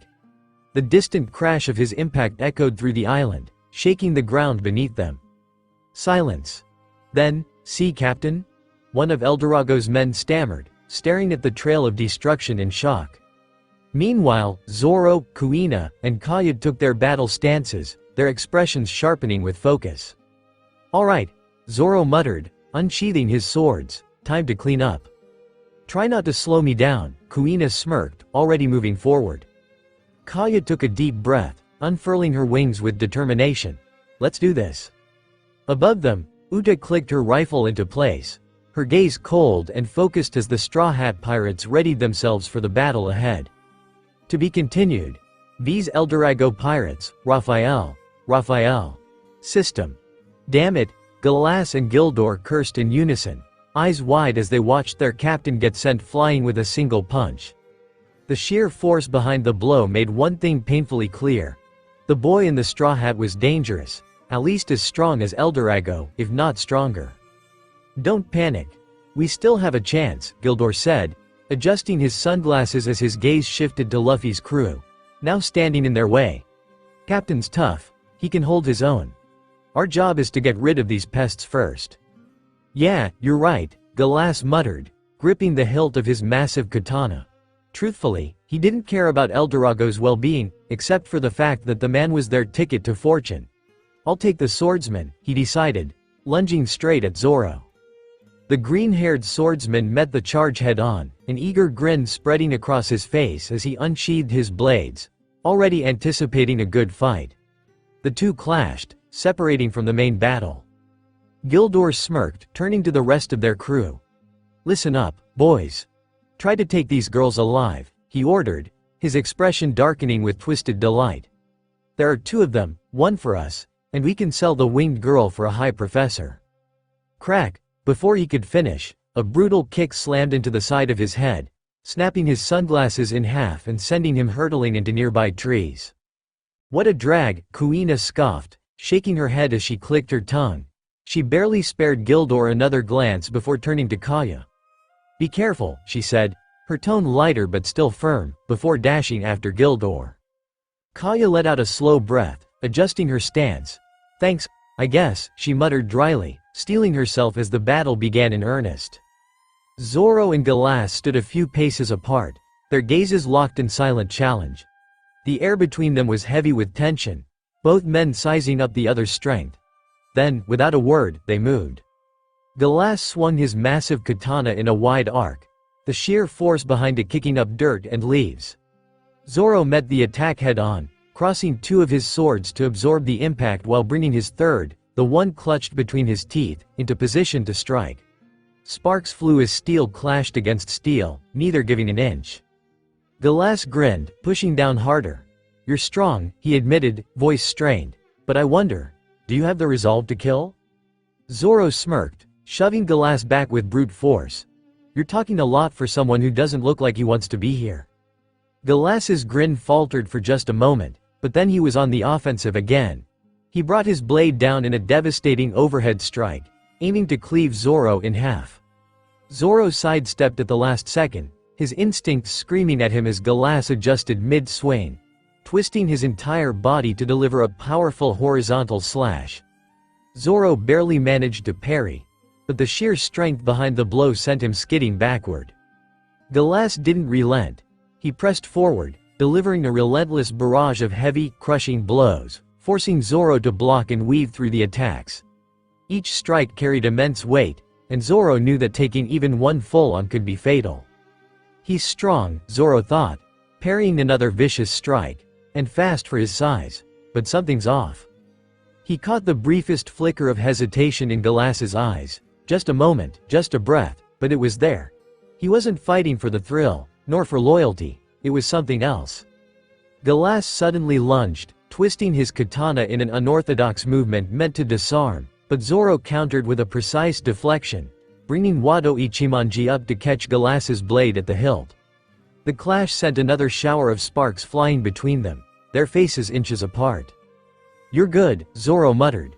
"Too good for someone who doesn't believe in his own sword." Galas's eyes widened slightly, his grip on the hilt tightened, as if Zoro had struck something deeper than just his weapon. With a roar, he disengaged, stepping back before charging forward with newfound fury. Zoro met him with equal intensity. They traded blows in a blur of steel and power, their swords moving too fast for the untrained eye to follow. Neither could gain the upper hand, both warriors matching each other strike for strike. Galas swung his katana in a powerful arc, aiming for Zoro's exposed side, but this time, Zoro didn't just block. He retaliated. Twisting his body, he brought all three swords down in a simultaneous strike, forcing Galas to retreat. The force of the impact left a deep groove in the ground beneath them. Galas panted, beads of sweat rolling down his face. His arms trembled slightly from the constant impacts, but his expression was unreadable. "Why do you fight?" Zoro asked, rolling his shoulder. "It's definitely not for your captain." Galas was silent for a moment, then let out a bitter chuckle. "Because I have nothing else," he admitted. "Once, I had honor. A reason to wield my blade. But I lost it somewhere along the way." He raised his sword, gripping it tightly. "Now, I fight because it's all I know." Zoro's eyes narrowed. "That's not enough." Galas charged again, but this time, Zoro was done holding back. A dark aura began to form around his swords, a deep obsidian black coating creeping over the steel like a living shadow. The air around him shifted, heavy and oppressive, as his swords resonated with newfound power. Galas's eyes widened in horror. "Haki." Zoro didn't answer, instead, he moved.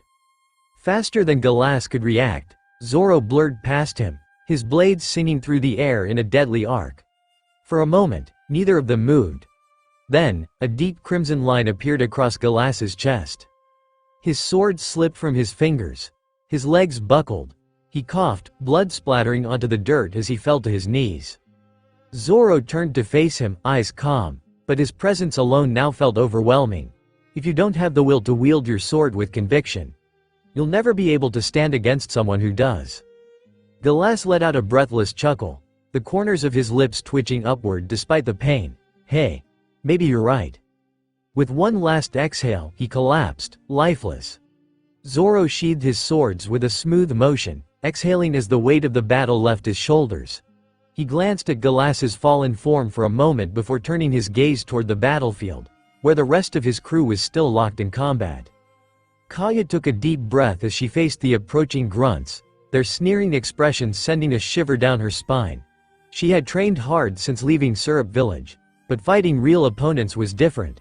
Her grip on her dagger tightened as the first pirate lunged at her with a crude sword swing. She barely sidestepped in time, feeling the blade graze past her shoulder. Her heart pounded, but she forced herself to retaliate, slashing at his arm. It was a weak strike, lacking confidence, but it was enough to make the man hiss and recoil. "TCH, the little bird bites back, huh?" the grunt sneered, shaking his arm before advancing again. Caya barely had time to react before another pirate came at her from the side. She raised her arms instinctively, but she knew she wouldn't be fast enough. Bang! A gunshot rang out, and the second pirate crumpled, blood pooling from a hole in his forehead. Kaya's breath hitched as she quickly glanced upward. Uda was perched on a high vantage point, her sniper rifle, tour de force, still aimed at where the man had stood. She gave Caya a small nod before shifting her focus back to the battlefield. The other grunts flinched, eyes darting around as they realized they were being picked off. "Sniper," one of them shouted, panic creeping into his voice. "Damn it, keep moving. Don't stand still," another barked, but before he could rally the others. Bang! Another one dropped. Caya swallowed hard. She had backup, she just needed to hold her own. The next grunt lunged at her, and this Tim ducked low and swung her dagger upwards, slicing a clean cut across his chest. He howled in pain, staggering back, but another pirate took his place immediately.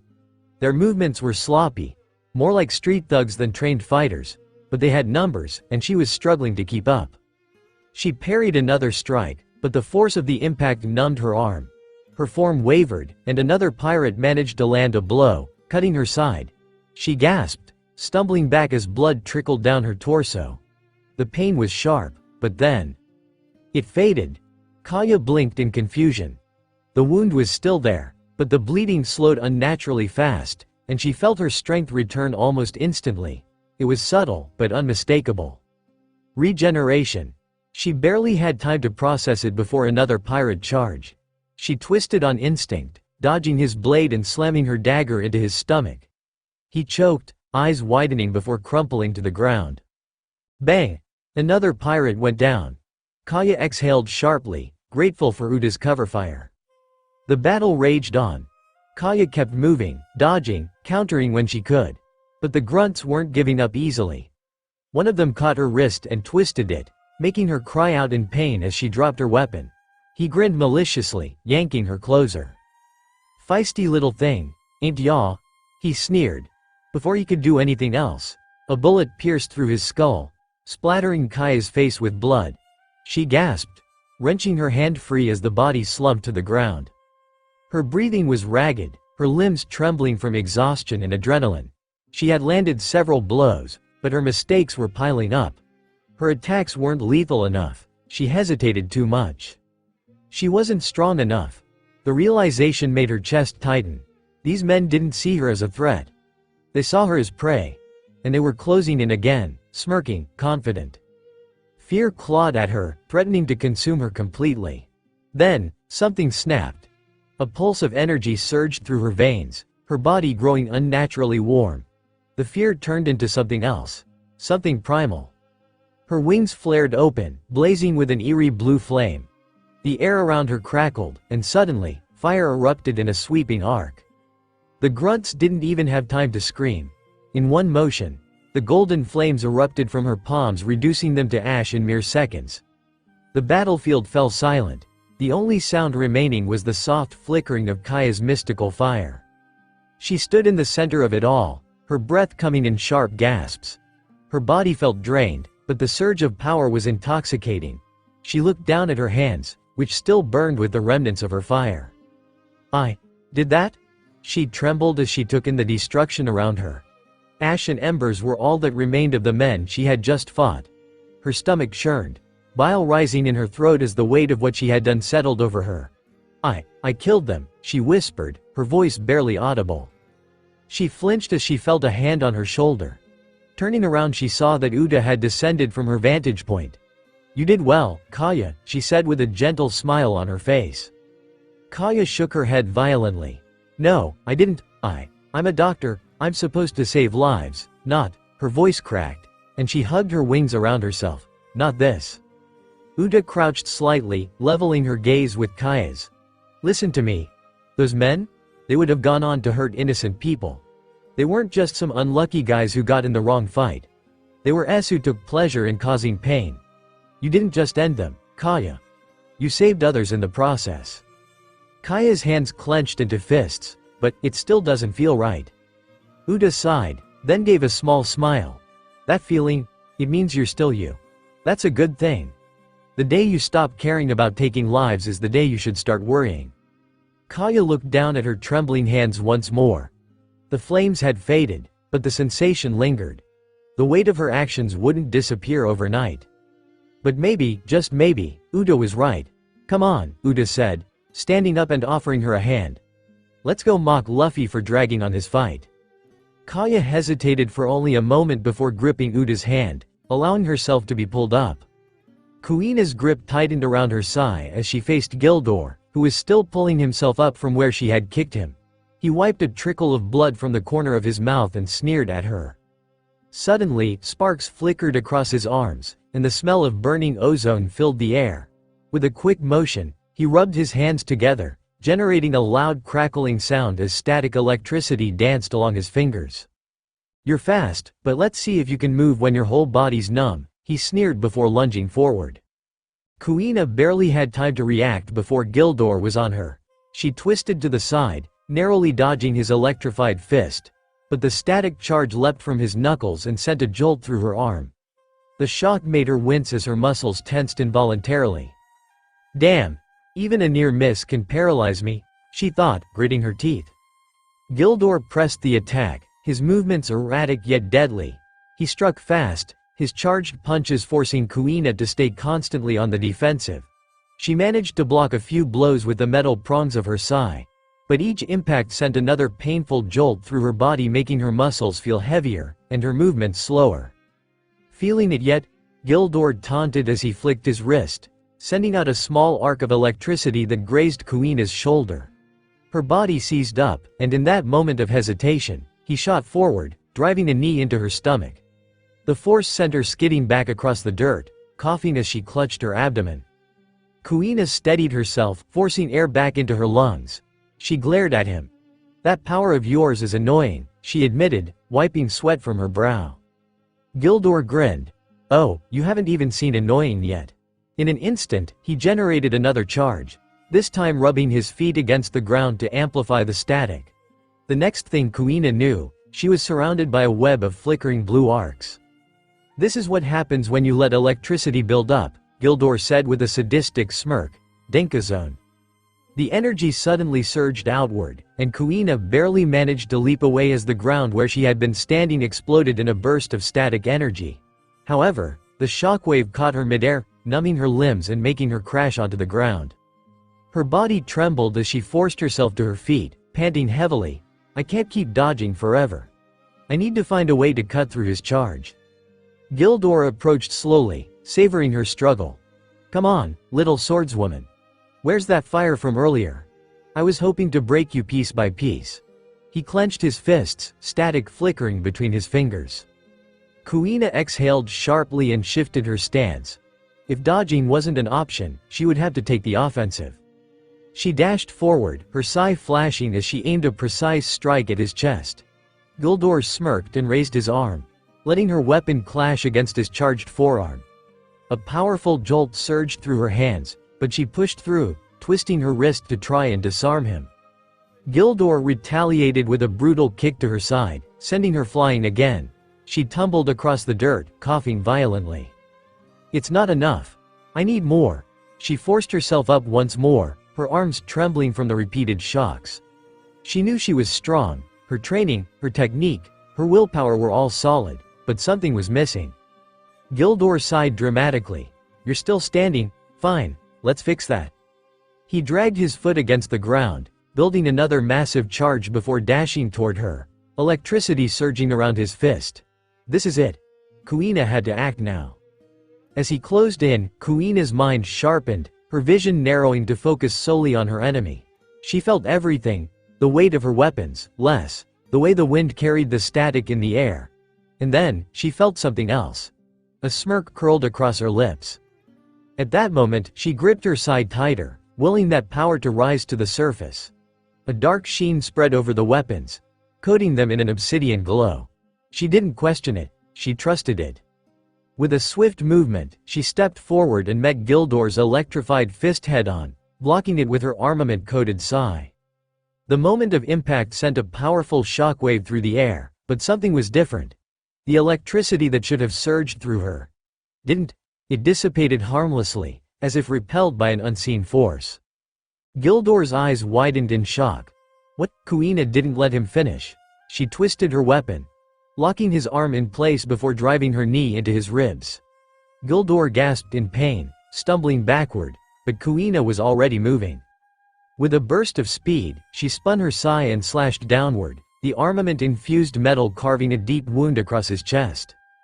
Gildor screamed as he fell to his knees, clutching his chest. Blood seeped between his fingers as his static energy flickered and died out.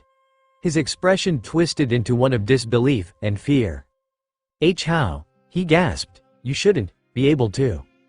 Kuina exhaled, her stance steady despite the exhaustion creeping in. Guess I just needed the right push. She flicked the blood from her sigh and pointed them at him. Now, do me a favor and stay down. Gildor gritted his teeth, rage and humiliation warring in his expression. But his body was failing him, and with one last shaky breath, he collapsed to the ground, unconscious. Kuina stood over him for a moment before releasing a slow breath, the dark coating on her sigh fading. She clenched her fists, flexing her fingers as she processed what had just happened. I really did it. I awakened Haki. A small smirk tugged at her lips. Well, she muttered, casting a glance at the battlefield where the others were still fighting. Time to clean up the rest. With that, she drove the sigh through Gildor's heart, ending his life before turning her back to him. To be continued. The more you know. Name, Gildor, OC. Devil Fruit. Denka Denka no Mi, Charge Fruit. Powers. The Denka Denka no Mi allows its user to generate static electricity from their body through friction. This occurs not only when static electricity would naturally form but with any movement the user makes. The fruit also enables the user to release built-up static electricity in various ways, from simple shockwaves to shooting lightning from their hands. Additionally, the user can electrify themselves, enhancing their attacks with electrical damage and even charging items or weapons they wield. Weakness. Usual devil fruit weakness, any movement restricting fruits and abilities, any fruits or powers that resist or counter electricity, Wunan's treasure.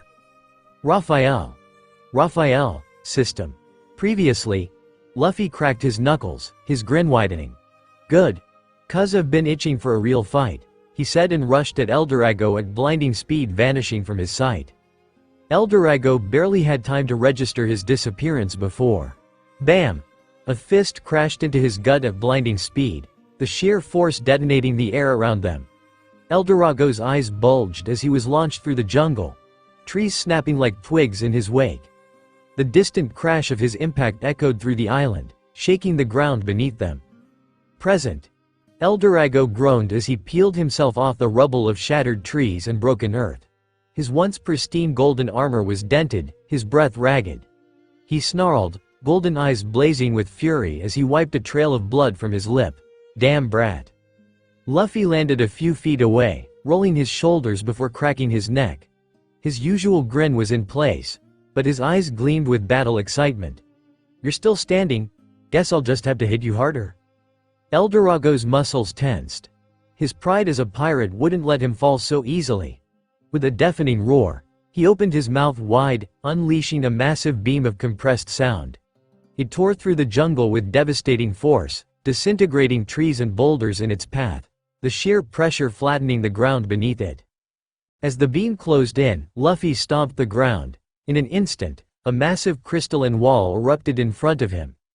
The green diamond barrier gleamed under the sun, refracting light like a prism as the sound wave crashed into it, sending violent shockwaves in all directions.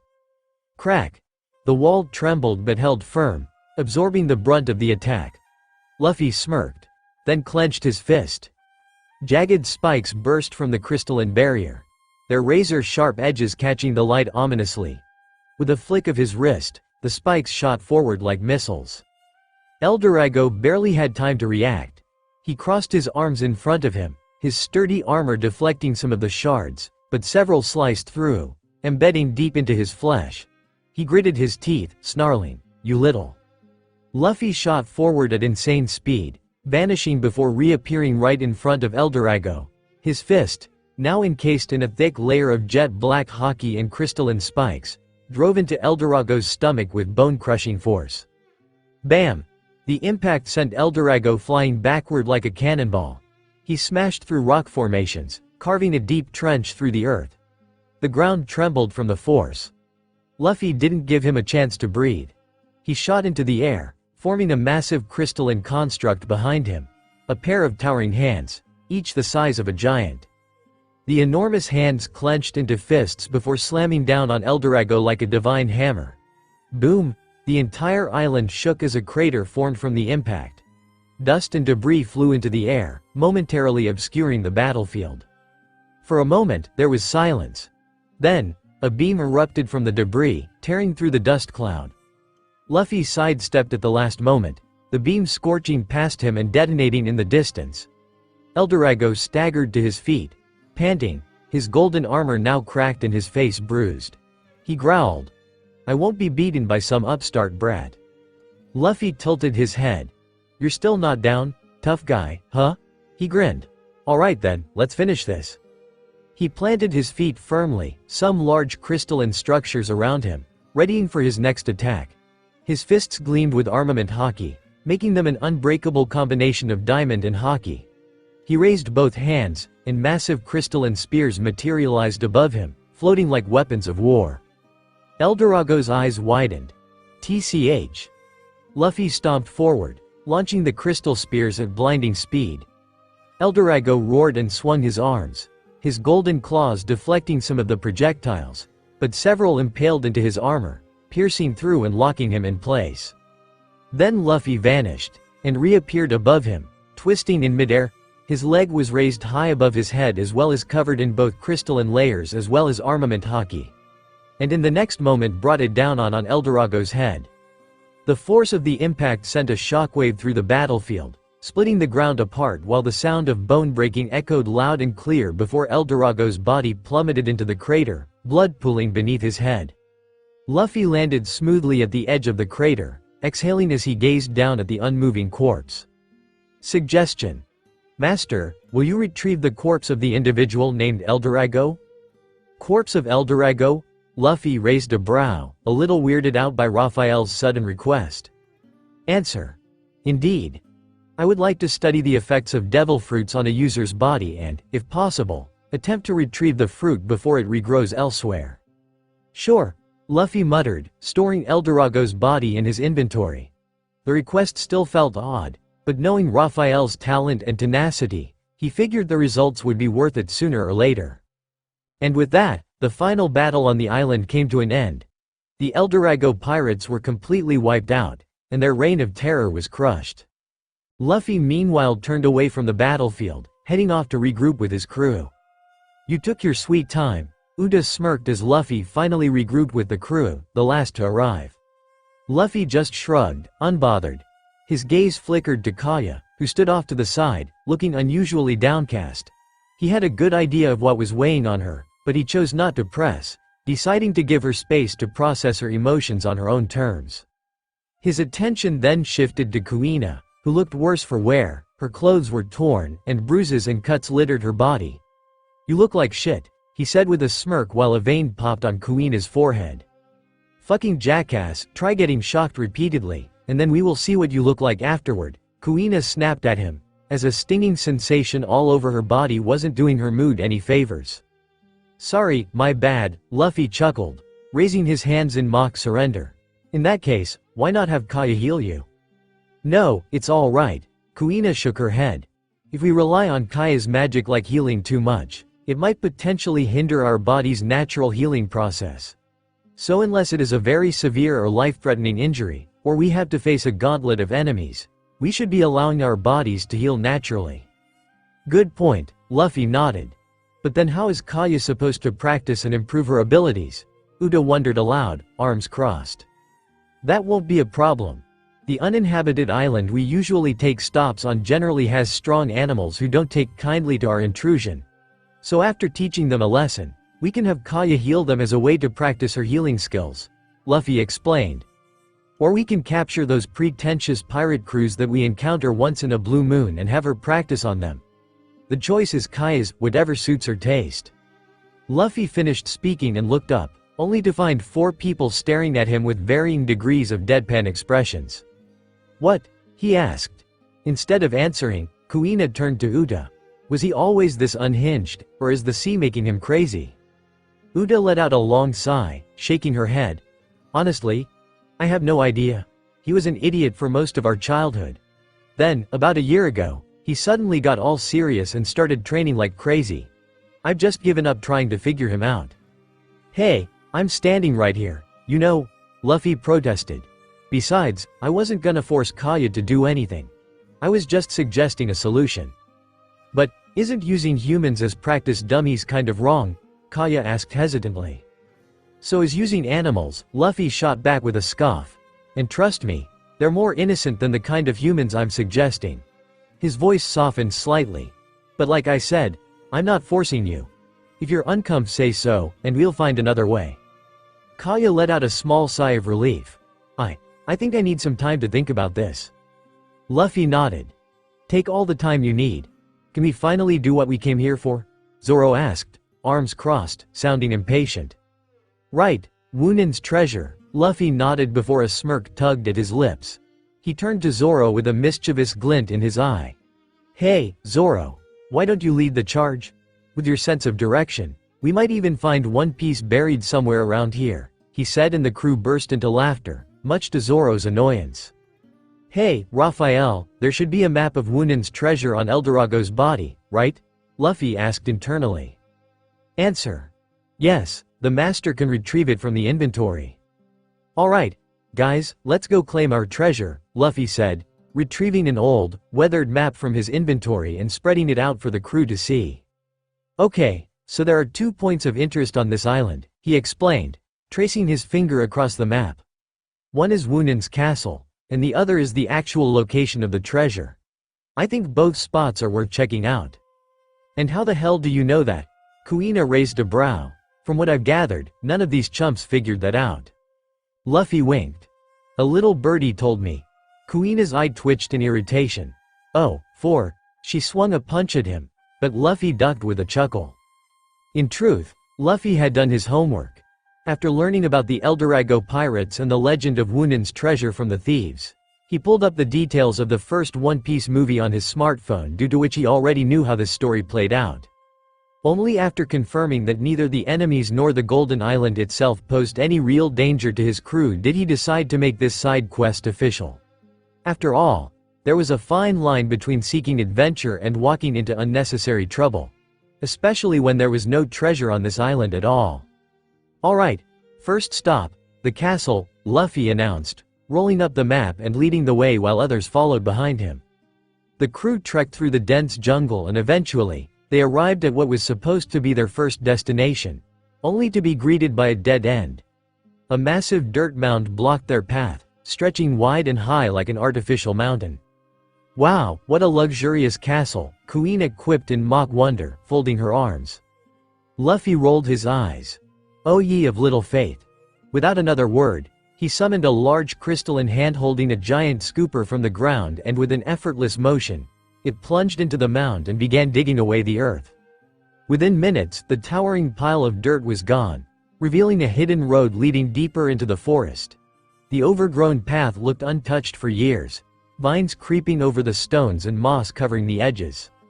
Luffy turned to Kuina with a smirk. You were saying? She huffed, but a small grin tugged at the corner of her lips. With their path now clear, the crew pressed forward. As they walked, the dense foliage gradually gave way to a grand yet abandoned-looking castle. The structure loomed ahead, its once magnificent walls now worn down by time. Vines snaked up its sides, and cracks ran along the stonework, hinting at decades of neglect. Luffy stopped at the entrance, tilting his head. Well, here we are. Zoro cracked his knuckles. Let's see if this place has anything worth our time. Without hesitation, the crew stepped forward and entered the castle. What followed was an hour of exploration, wandering through dimly lit hallways, pushing open creaky doors, and kicking up clouds of dust with every step. The once grand structure had long since fallen into disrepair, its walls cracked, and its wooden floors warped with time. Cobwebs clung to the corners, and the occasional scurrying of unseen creatures echoed through the corridors. Eventually, the Straw Hats found themselves standing in the middle of the worn-down structure, in what must have once been a lavish chamber, gathered in front of a pile of old paintings, furniture, and various trinkets sitting abandoned, each item coated in a thick layer of dust. Luffy whistled, stepping closer to inspect the pile. Well, this turned out better than I expected. That's great and all, Uda said, eyeing the heap skeptically, But is any of this actually worth anything? She poked at one of the chairs, causing it to wobble unsteadily. I have no idea, Luffy admitted with a shrug. But that doesn't really matter. The furniture is one thing, but if these paintings are authentic, we're not selling them. What? Why? The crew collectively snapped their heads toward Luffy, staring at him in disbelief. You heard me, Luffy said, crossing his arms. No matter how small, art is always a part of history. And I believe in preserving history. His expression turned determined. So unless we're desperate for money, these paintings are staying with me. Someday, they're gonna decorate the walls of my super huge and awesome mansion. A brief silence followed before Uda suddenly burst out laughing. Luffy, what are you, an 8-year-old? How can you even say, super huge and awesome mansion, with a straight face? She teased, wiping a tear from her eye. Luffy scoffed. Well, I believe in being a child at heart. The others exchanged amused glances, but no one argued further. With a casual flick of his wrist, Luffy began storing the spoils from the mansion into his inventory. Alright, that's everything worth taking, he said, dusting off his hands. Let's get moving. We still have another place to check out.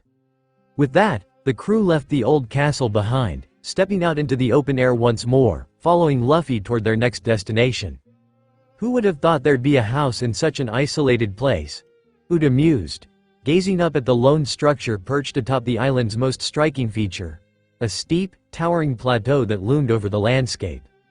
Ordinarily, climbing such a formation would be an exhausting and time-consuming ordeal, requiring ropes, endurance, and sheer stubbornness. But thanks to Luffy's mastery over crystals, he had effortlessly crafted a spiraling staircase along the plateau's edge, turning what should have been a grueling ascent into a simple stroll. Stepping inside the house, they were greeted by silence and darkness. The empty rooms stood as sad remnants of a time long past, abandoned for who knows how many years. After a few minutes of exploring, the crew gathered in the house's main hall. Luffy, maybe you misunderstood something, Caya suggested, casting a doubtful glance around the decrepit interior. I doubt there's any treasure here. No, there's definitely something, Uda countered, arms crossed as she studied the room with keen eyes. My gut tells me there's more to this place than meets the eye. Luffy shot her an approving grin. Good intuition. Without another word, he casually walked over to the massive fireplace that dominated one side of the hall.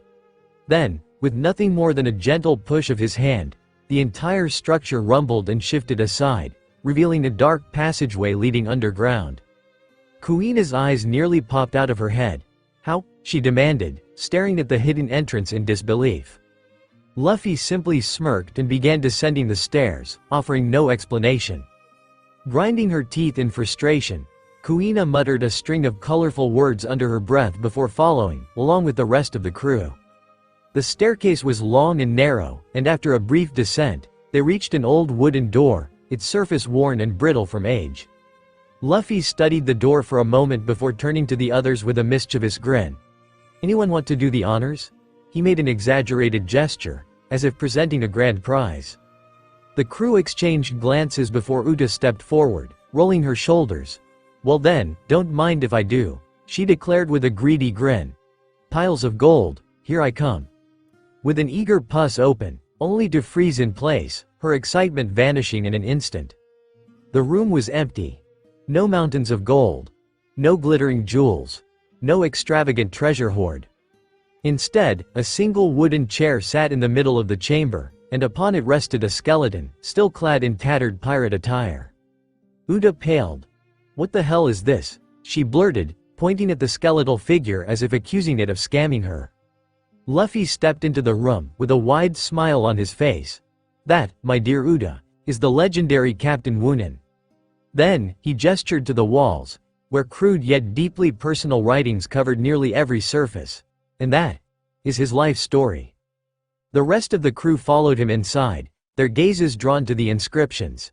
It didn't take long for them to realize what they were looking at, Woonin's deathbed letter, etched into the stone before his passing. The message revealed the thoughts of a man who had spent a lifetime chasing gold, only to realize too late that the treasure itself had never truly mattered.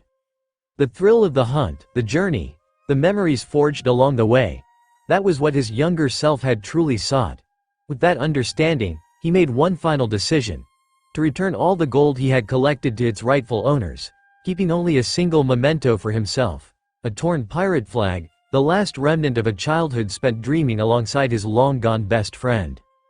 A heavy silence settled over the group. "So, there's no treasure here," Uda muttered, her shoulders slumping in disappointment. Luffy, however, smirked. "Well, I wouldn't say that." Uda narrowed her eyes. "I swear, if you say something like, 'the real treasure was the adventure all along,' I'm kicking you in the head." She jabbed a finger at him threateningly. Luffy chuckled. "That would be a good lesson, but know what I mean is." He folded his arms, tilting his head. "Remember the Elderago pirates' gold-plated ship? The one docked on the coast? Now, think about how obsessed their captain was with gold. There's no way he doesn't have a massive treasure stash on board." Uda blinked. Then, realization dawned on her face. "You're right," she gasped, her disappointment evaporating in an instant. A delighted grin spread across her lips as she grabbed Kuina and Caya by the wrists. "Come on, guys. Let's claim the spoils of our victory," she declared, dragging them along with her as Zoro followed at a more leisurely pace. Luffy watched her go, shaking his head with an amused smile. "That girl," he murmured. Then, his expression sobered for a brief moment. A part of him still couldn't believe how different this Uda was compared to the one from film Red, the twisted, broken girl who had drowned herself in a fantasy world of music and destruction. Seeing her like this, smiling, excited, full of life, it was better. Much better. Shaking off his thoughts, Luffy reached into his pocket and pulled out his smartphone, capturing pictures of the chamber and its writings before carefully storing Wunan's skeleton away. With one last glance at the pirate's final resting place, he turned on his heel and left the house, following his crew. After dismantling and thoroughly looting the Elderago pirate's ship, the Straw Hats decided to spend the night on Gold Island, since the sun was already sinking beneath the horizon, painting the sky in hues of orange and violet. There was no sense in setting sail immediately. The next morning, as the crew prepared for departure, Uda glanced around and frowned. Something felt off. It didn't take her long to realize why. Luffy was nowhere to be seen. He wasn't at the ship, nor was he lingering around the camp like he usually would. Her frown deepened. Spreading her observation haki, she expanded her awareness until she pinpointed his location. A few minutes later, she found herself back at the hill with the fish statue, the same place they had visited the day before.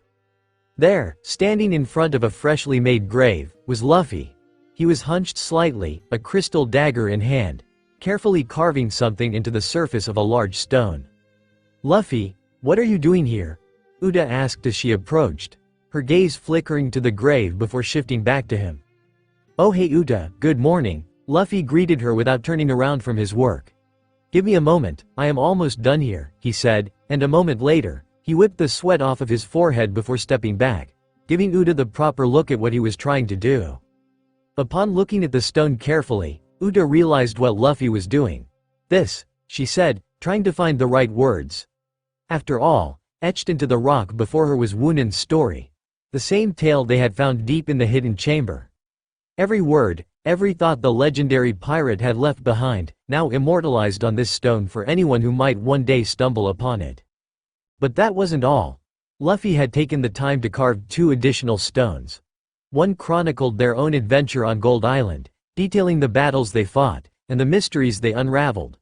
The other recounted the discovery of Wunan's treasure from his perspective, including his personal thoughts on the legendary pirate's final journey. By doing this, he ensured that not only Wunan's story but also their own experiences on the island would be preserved, etched into history for anyone who might one day stumble upon this hidden place. Luffy ran a hand over the carvings, as if making sure it was just right. "What do you think?" he asked, before finishing his work by planting Wunan's tattered flag at the head of the grave. "I wanted anyone who finds this island to know the story of the legendary pirate Wunan. Honestly, I doubt anyone would have figured out where his final resting place was without the map we had, so this is my little gift to the world." He straightened, looking at his handiwork with a satisfied nod. Then, his tone grew quieter, more thoughtful. "The world's hell-bent on erasing history. And the people who made it. But some things shouldn't be forgotten." For a long moment, Uda just stared at him. Then, with a small chuckle, she shook her head. "You're such a weirdo, you know that?" Luffy simply grinned, his usual carefree energy returning. Without warning, he grabbed her hand, tugging her forward. "Come on. We've got more adventures waiting for us." Uda let herself be pulled along, rolling her eyes but smiling nonetheless. As they made their way back to the ship, the wind carried the fluttering sound of Wunan's old flag behind them. With the morning sun rising over the horizon, the Straw Hats set sail once more, leaving Gold Island behind as they continued their journey across the vast, endless sea. To be continued.